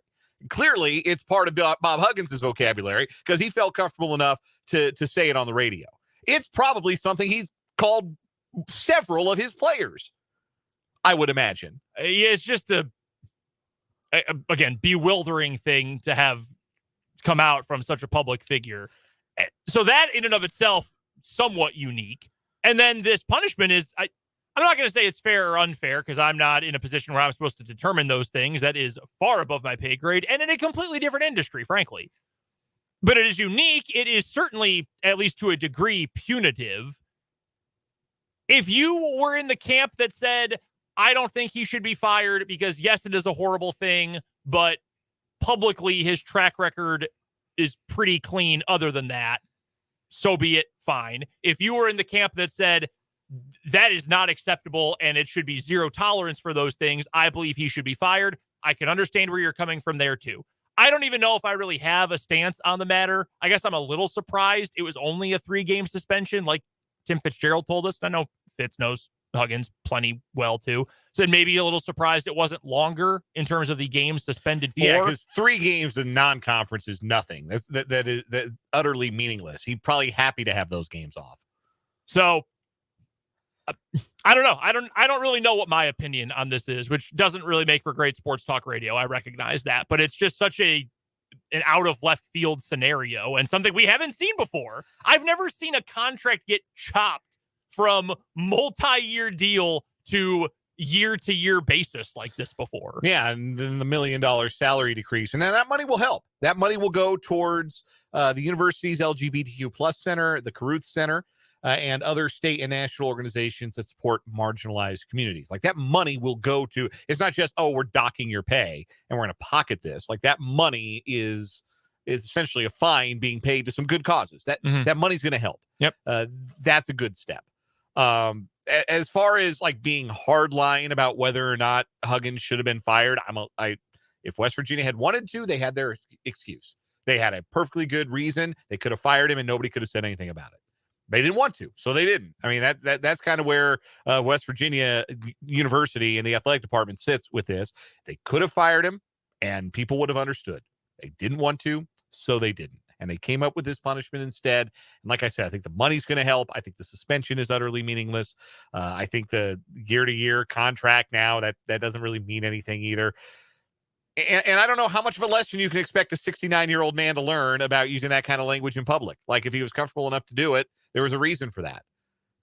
Hopefully, his mind and his heart are changed. But, it gets harder the older you get sometimes. So, old dogs, new tricks, all that. Right. So I don't know. I just know this. Like, I know that Bob Huggins kept his job for that. And a lot of other people would not have been as fortunate, including you and me. We would not keep our job. And probably chances are, if you're listening to this and we put you on the radio and you said that word, you'd lose your job too, whatever it is. Yeah. That's what the suspension will be and the punishment will be for Bob Huggins after his, I don't even know what word to use, outburst earlier this week in Cincinnati. Just so strange. And like, right. Like, that's the thing. Like, why did you think you could say that? It's so out of pocket in a way that, like, Bob Huggins has been out of pocket, but usually it's like charmingly out of pocket to talk about how we never get any calls when we go to Lawrence. Right. Or, like, irascible is a word I would use to describe Bob Huggins in a likable way. Like, I still kind of come out of this like acknowledging that Bob Huggins said something terrible that he should not have said, and that he should probably be fortunate, feel fortunate that it did not cost him his job, that all it has cost him is a chunk of his reputation. But I still come away from it with a little bit of like, Huggy Bear. Oh, Huggy being Huggy. Because like that's kind of what he's been this whole time. Yeah. But never like that. That was just so jarring. And yeah, I don't know. Like I said, hopefully he does learn from it. Learn something substantive and something positive, hopefully, can come from all of this. Let's go ahead and go from that to this, shall we? Playoffs? Let's do it. It's time for the playoff roundup, everybody's favorite segment within a segment where we dive into the big topics from the NHL and NBA playoffs. We'll start on the hardwood last night, where the Philadelphia 76ers and Denver Nuggets each took 3-2 series leads in their respective conference semifinals. The Sixers drubbed the Celtics. Celtics game 5 at home, and they were never really in it, with the Sixers able to win 33 points for Joel Embiid in the win for Philadelphia, who can clinch with a game 6 win at home. Meanwhile, the Denver Nuggets used a big second half flurry to ease past the Phoenix Suns in game 5 of that Western Conference series. A triple-double for Nikola Jokic, his 10th career playoff triple-double, more than any other center ever, passing Wilt Chamberlain. 25 points for Bruce Brown off the bench as well. That game 6 is on Thursday between the Nuggets and the Suns in Phoenix.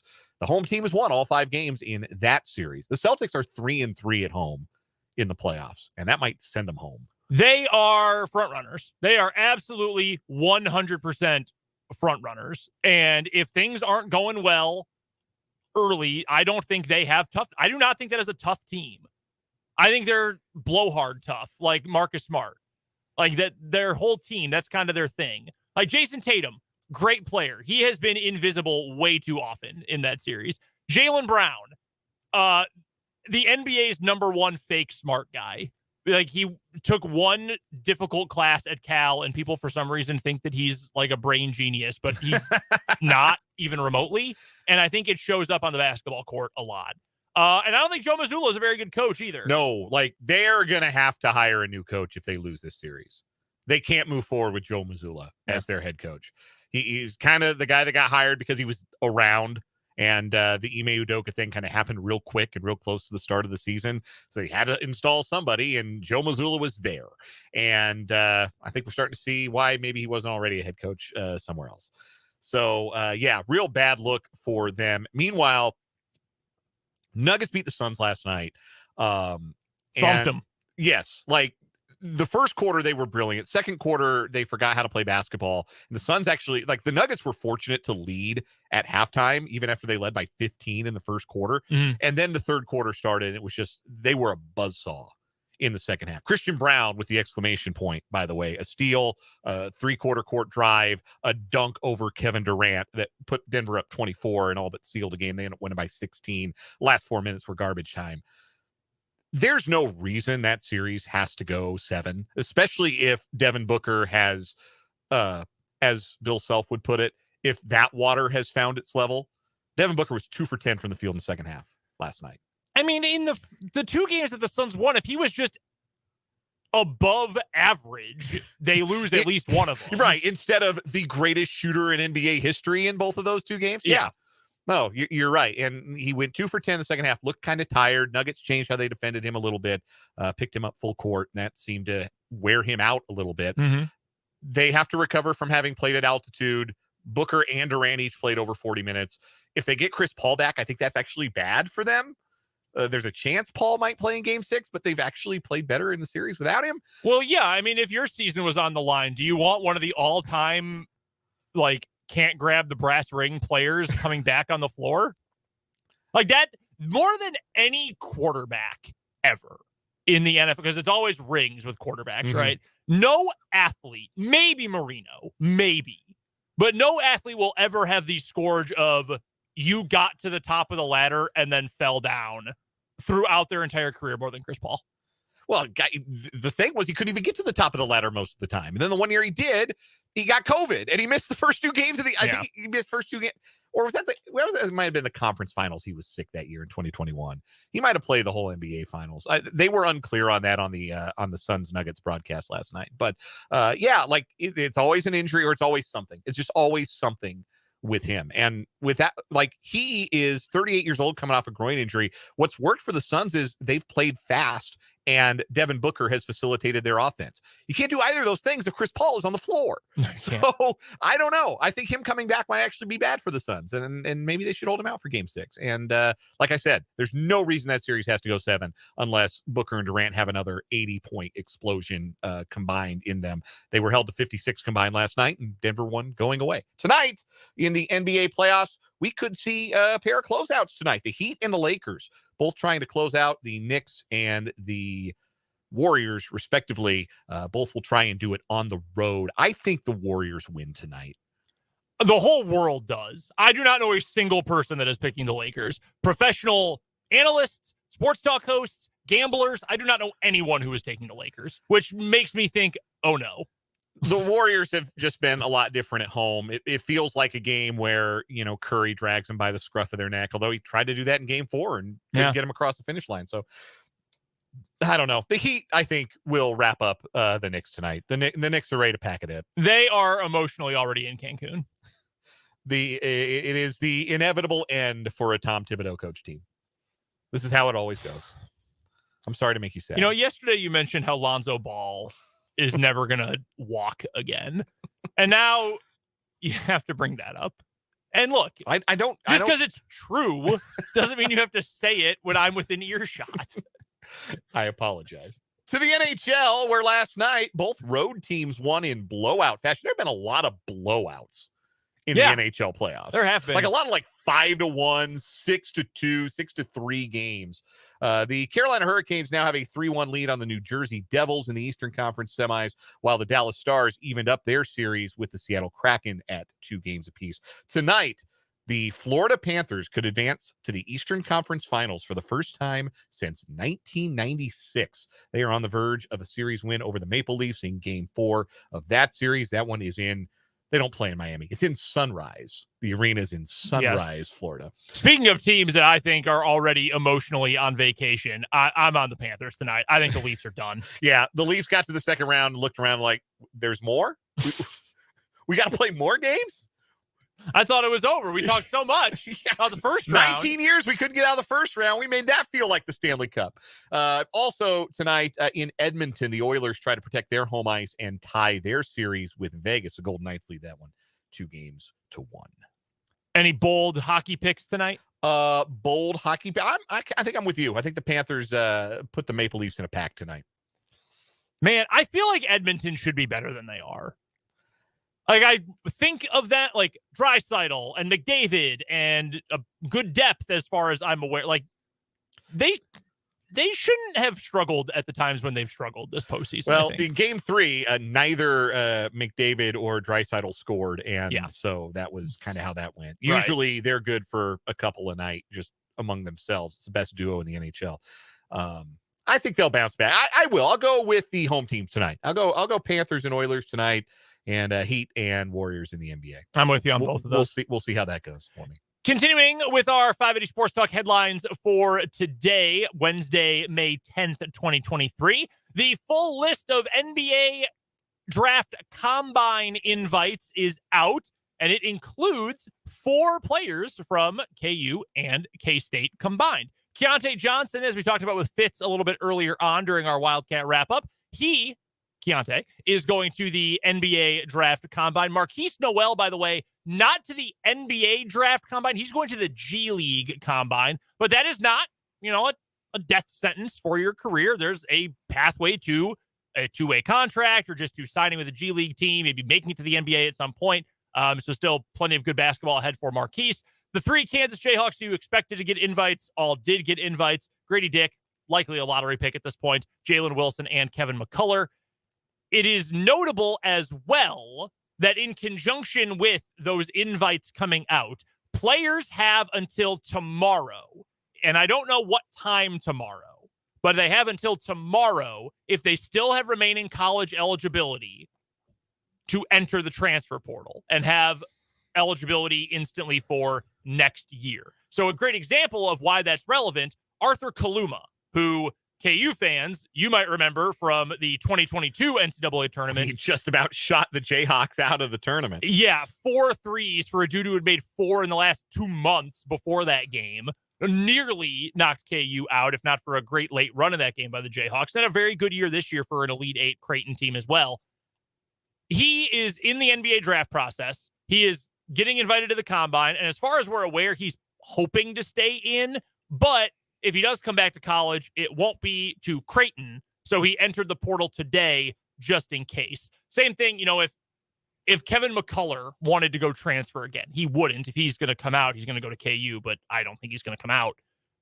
He would have to enter the portal within the next, 12 to 18 hours or so if he wanted to go end up at a different school. So you're probably going to see a handful of other names, maybe some big names, announce that they are entering the portal. Julian Phillips from Tennessee, he entered the portal today. There was word earlier this offseason he would. Then it was, no, Rick Barnes was able to keep him. And now he's back in the portal, and he's going to end up playing college basketball somewhere else. So you'll see some big names come out in the next 24 hours or so. But those are your local guys who will be participating in the draft combines coming up in Chicago here in the near future. Julian Phillips was a top 15 recruit. Yeah, he was. McDonald's All-American, coming out of high school. Didn't score a bunch last year for Tennessee, but a really outstanding defensive player. And there's still some offensive upside with him. That's a big impact play. I suspect he will hear from everybody with an open scholarship. Yes. And again, that's a name that the crew over at Go PowerCat, they've been on for K-State for quite a while. So very interesting there. I think K-State and Auburn are considered 2 of the favorites at the moment, but you're right. Everyone is going to reach out to him.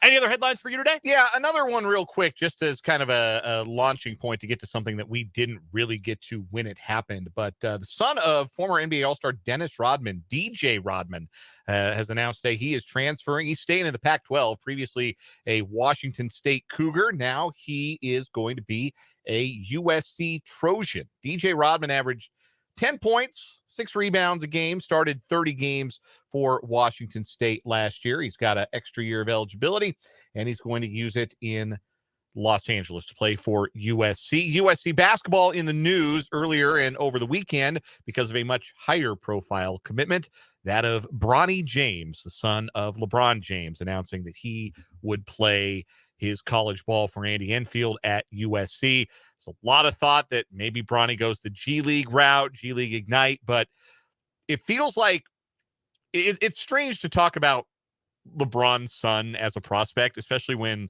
LeBron is still out there absolutely wrecking shop in the NBA playoffs, like he's not 38 years old.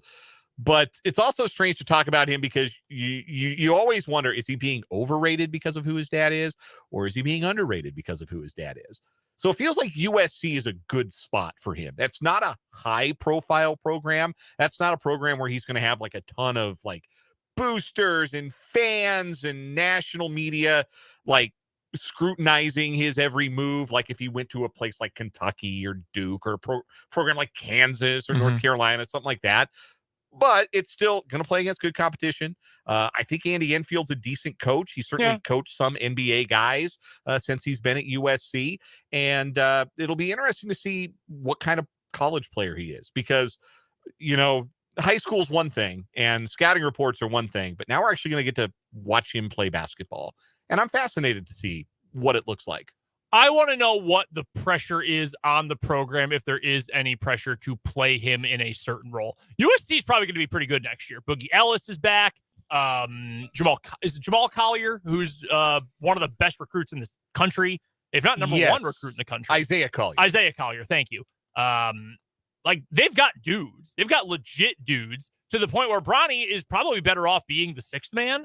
And I read a report, and I don't remember if it was from CJ Moore, who wrote about Bronny over at The Athletic, or if it was from somewhere else, that said what makes LeBron Jr., Bronny, unique is not his size, like his dad, or, a shooting ability, or, he's a good shooter, and he's a good defender. But they said the thing that makes him unique is he's the best role player in the entire class. Of anyone in 2023, in terms of what do you want out of a 6th man? What do you want out of a 3-and-D wing who can play 20 minutes and can go off, but is going to be consistent on defense, things like that. He's the best at that. That's not necessarily what makes you think one and done, but it could be a really good collegiate player. So I'm curious, is there going to be pressure for USC to start him, possibly out of position? Like, he doesn't look like LeBron. He's 6'3". Yeah. Like, he's shorter than I am. Yeah. I mean, bigger and good at basketball. It's not like elite wing size. Like, he's a 2-guard. He's probably an undersized 2-guard. Yeah. But for a team that now has at least one who's starting caliber. But as far as having an understanding of what you need to do to fit in and what you need to do to like help your team as not the star player, he seems to have a pretty good grasp at that and a high basketball IQ, which you'd expect when your dad is literally LeBron James. Yeah, you would hope so. That'll do it for our 580 Sports Talk headlines. Coming up here in just a moment after this commercial break, we'll talk Royals and White Sox. Plus, a little bit later on, a wild story involving one of the greatest athletes of all time. That's all coming up on this final hour of 580 Sports Talk. You're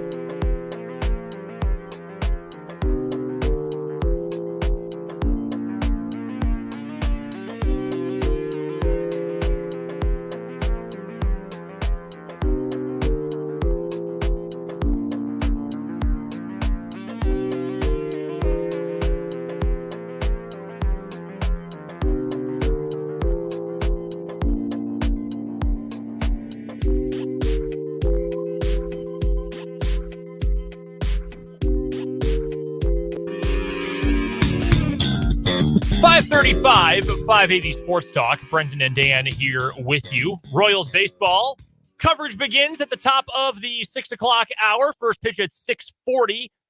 Game 3 of a 4-game set against the Chicago White Sox. It'll be Lance Lynn to go for the Sox. He has an ERA north of 6.60 this year. Meanwhile, Brad Keller on the bump for the Royals. His ERA north of 4.60, and he has been rough ever since those first couple starts of the season. It is a battle of, that guy was good a couple years ago. Hey, remember that time that Lance Lynn was like a Cy Young candidate? Yeah. And Brad Keller looked like one of the best pitchers in baseball the COVID year? Yeah, it's been a while for both these guys. Lance Lynn fell off a cliff quickly. The White Sox gave him a new contract after that great year 2 seasons ago, and he has not been anything like that same pitcher ever since. Yeah. Lance Lynn had a really good fastball.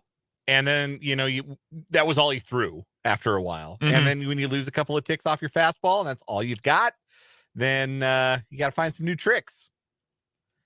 And it seems that he has struggled to find those new tricks. Royals going to get it done tonight? Bad pitcher. They have Brad hit. Keller is no great shake. Well, no, but they have been able to hit and, do a little bit offensively against struggling pitchers in the last 2 weeks. Sure, I'll say they'll win tonight. Yeah, this is not a super patient lineup that the White Sox are throwing out there. That might help Keller. Hopefully get some early swings.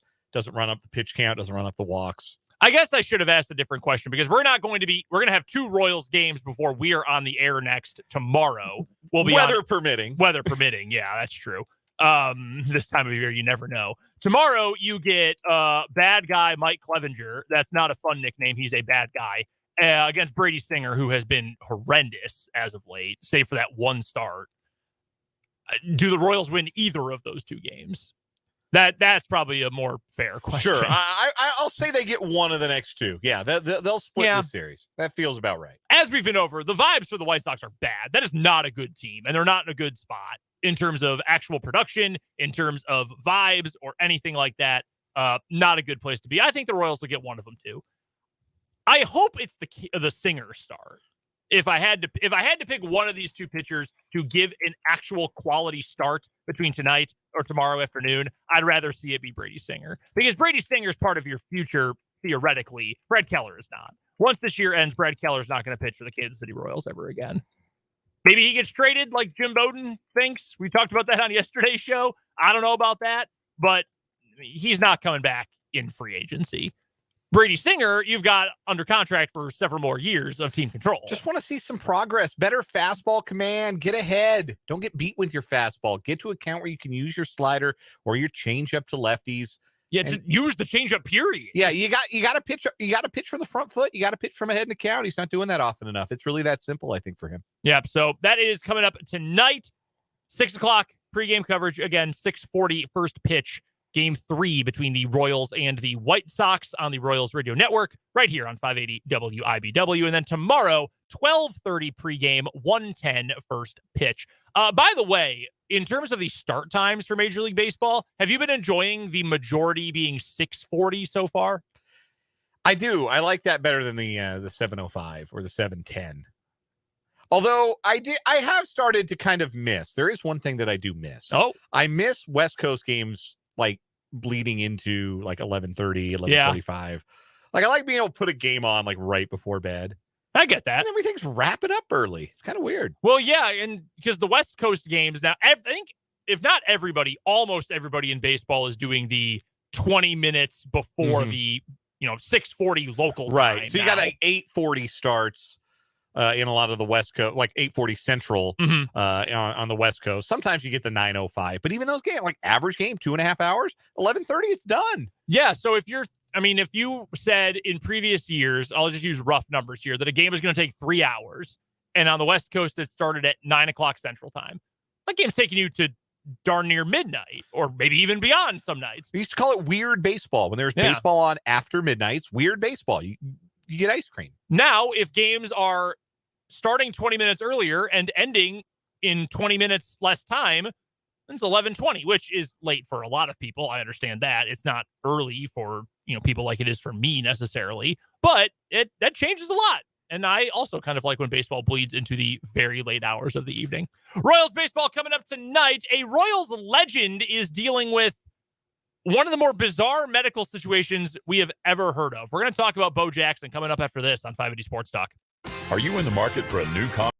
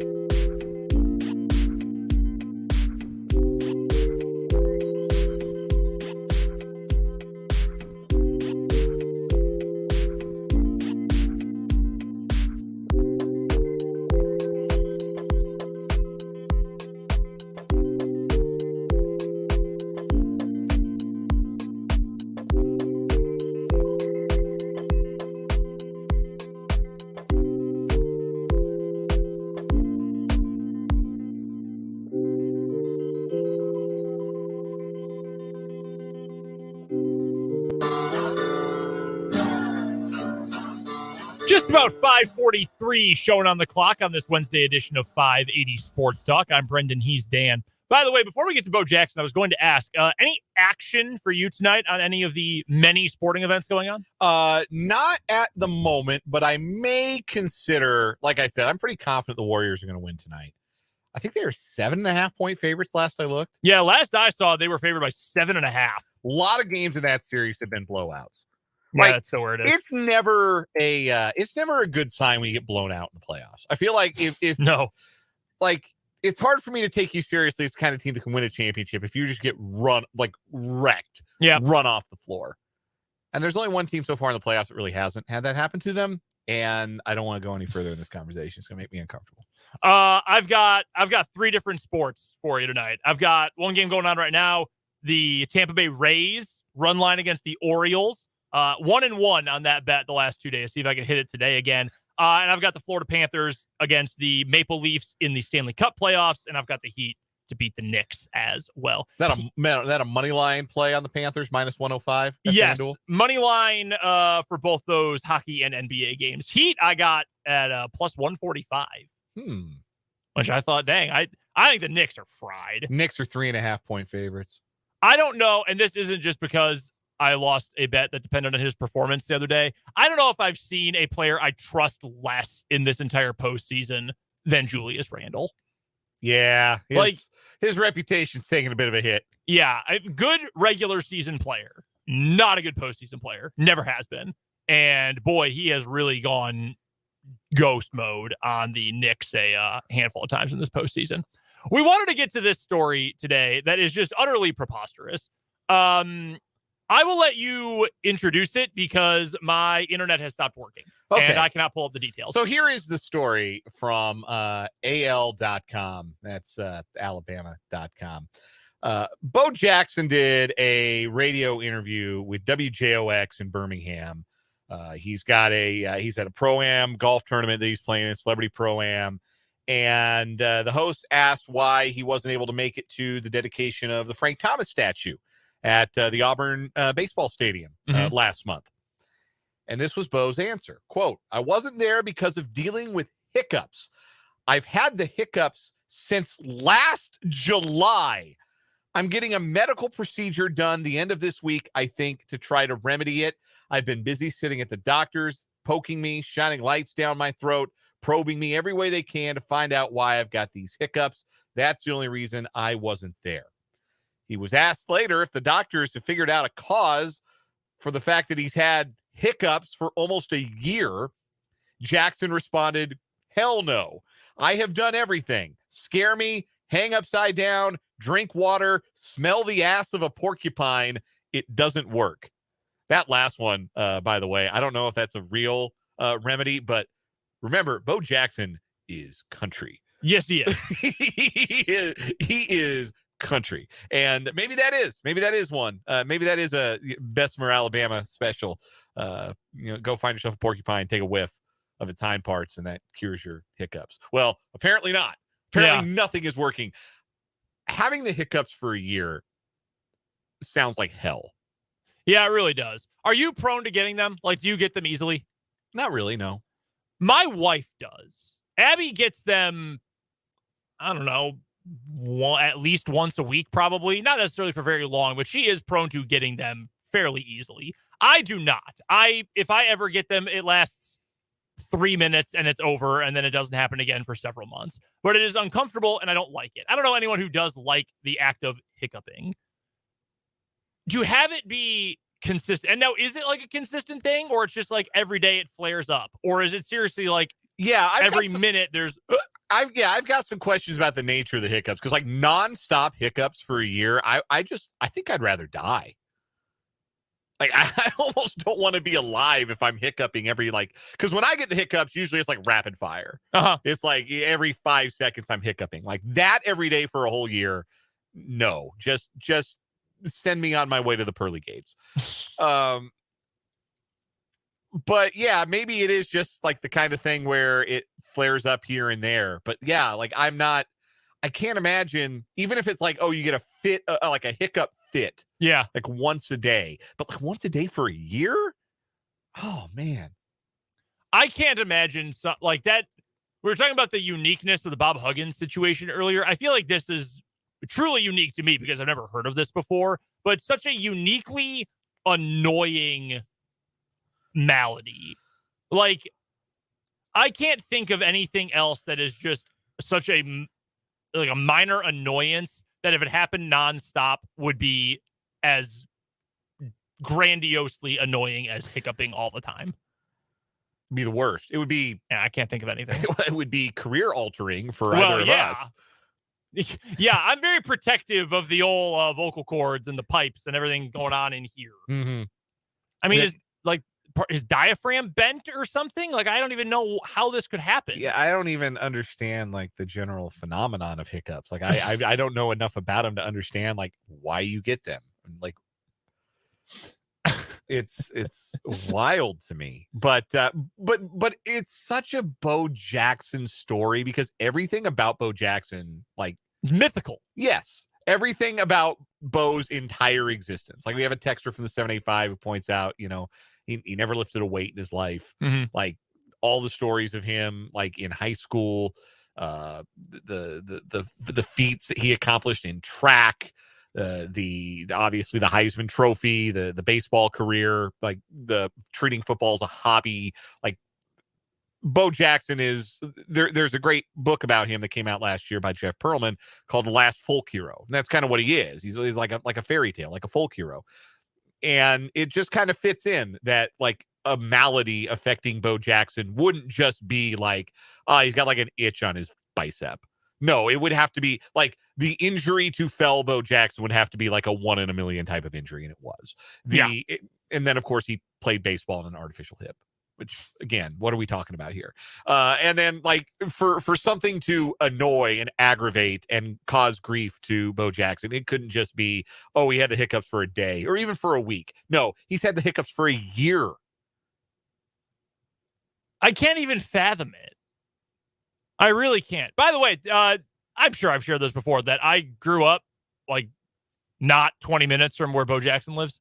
Yeah, I think you have. In Burr Ridge, Illinois. That's not like a major secret what town he lives in. You can find it very easily. Yeah, he's private, but he's not like living in seclusion. No. He's a private person, but he's not like in a recluse. No.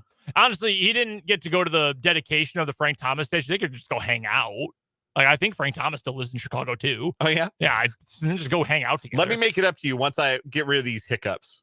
We'll celebrate. We'll get a few pops. Celebrate. The first time he told someone that, like, I can't come out because I have hiccups. I can't go to this event because I have hiccups. Like, can you, like, what is the reaction from someone on the other end of the line? Especially if they're not flaring up right then. Like, dude, just tell me you don't want to come. No, it's not that. I promise. I literally cannot stop hiccuping. Yes, it's a major problem. I'm seeing doctors and even they're confused. I don't even know what procedure you would have to fix this. Again, I'm a credit or two shy of my medical degree. But just like thump your throat, like your epiglottis. Yeah, is this something you have to get put under for? I have no idea. I hope epiglottis. Yeah, like you gotta like take your epiglottis out, blow on it, and replace it like it's a video game cartridge. N64 cartridge. That's bizarre. We saw this earlier today, and my whole Twitter timeline was blowing up. Like, what do you mean hiccuping for a year straight? Again, I want to know, is this a nonstop thing, or does it just flare up at certain times? So, according to MayoClinic.org, a cause of long-term hiccups is damage to or irritation of the vagus nerves. I'm surely not pronouncing that right.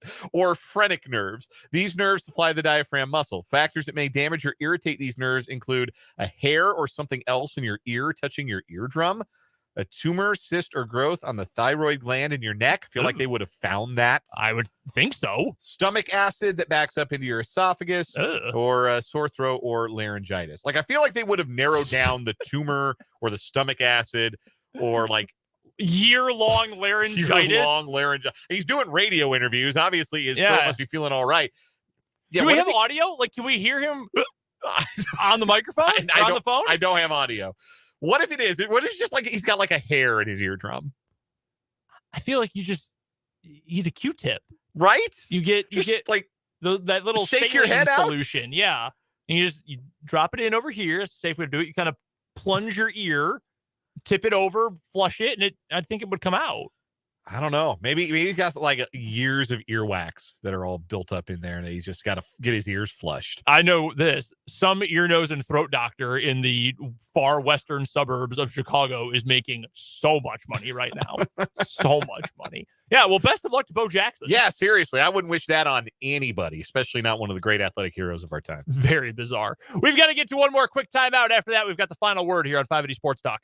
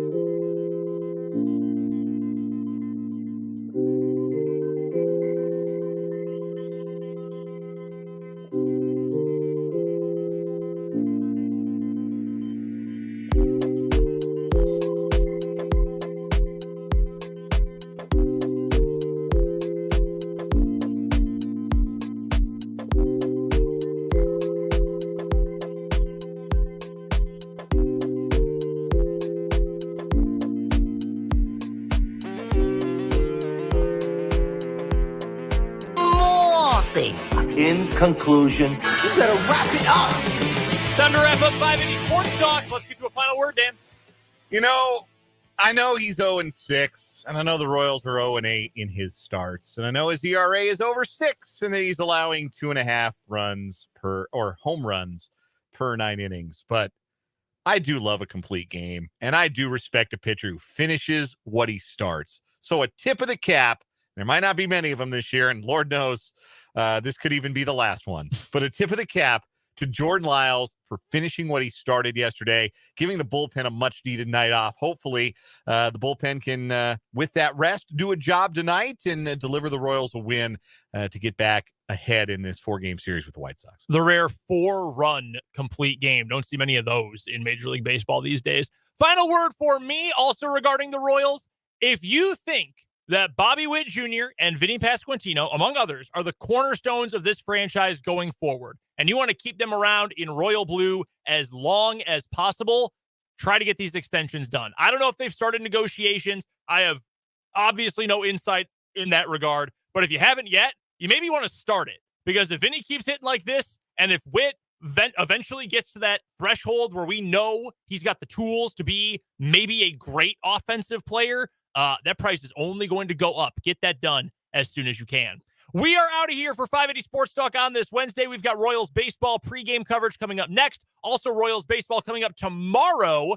And we will follow that from the end of the postgame show until 6 o'clock. But until then, for Dan Lucero, I'm Brendan Dworzynski. We'll talk to you sometime tomorrow on 580 Sports Talk.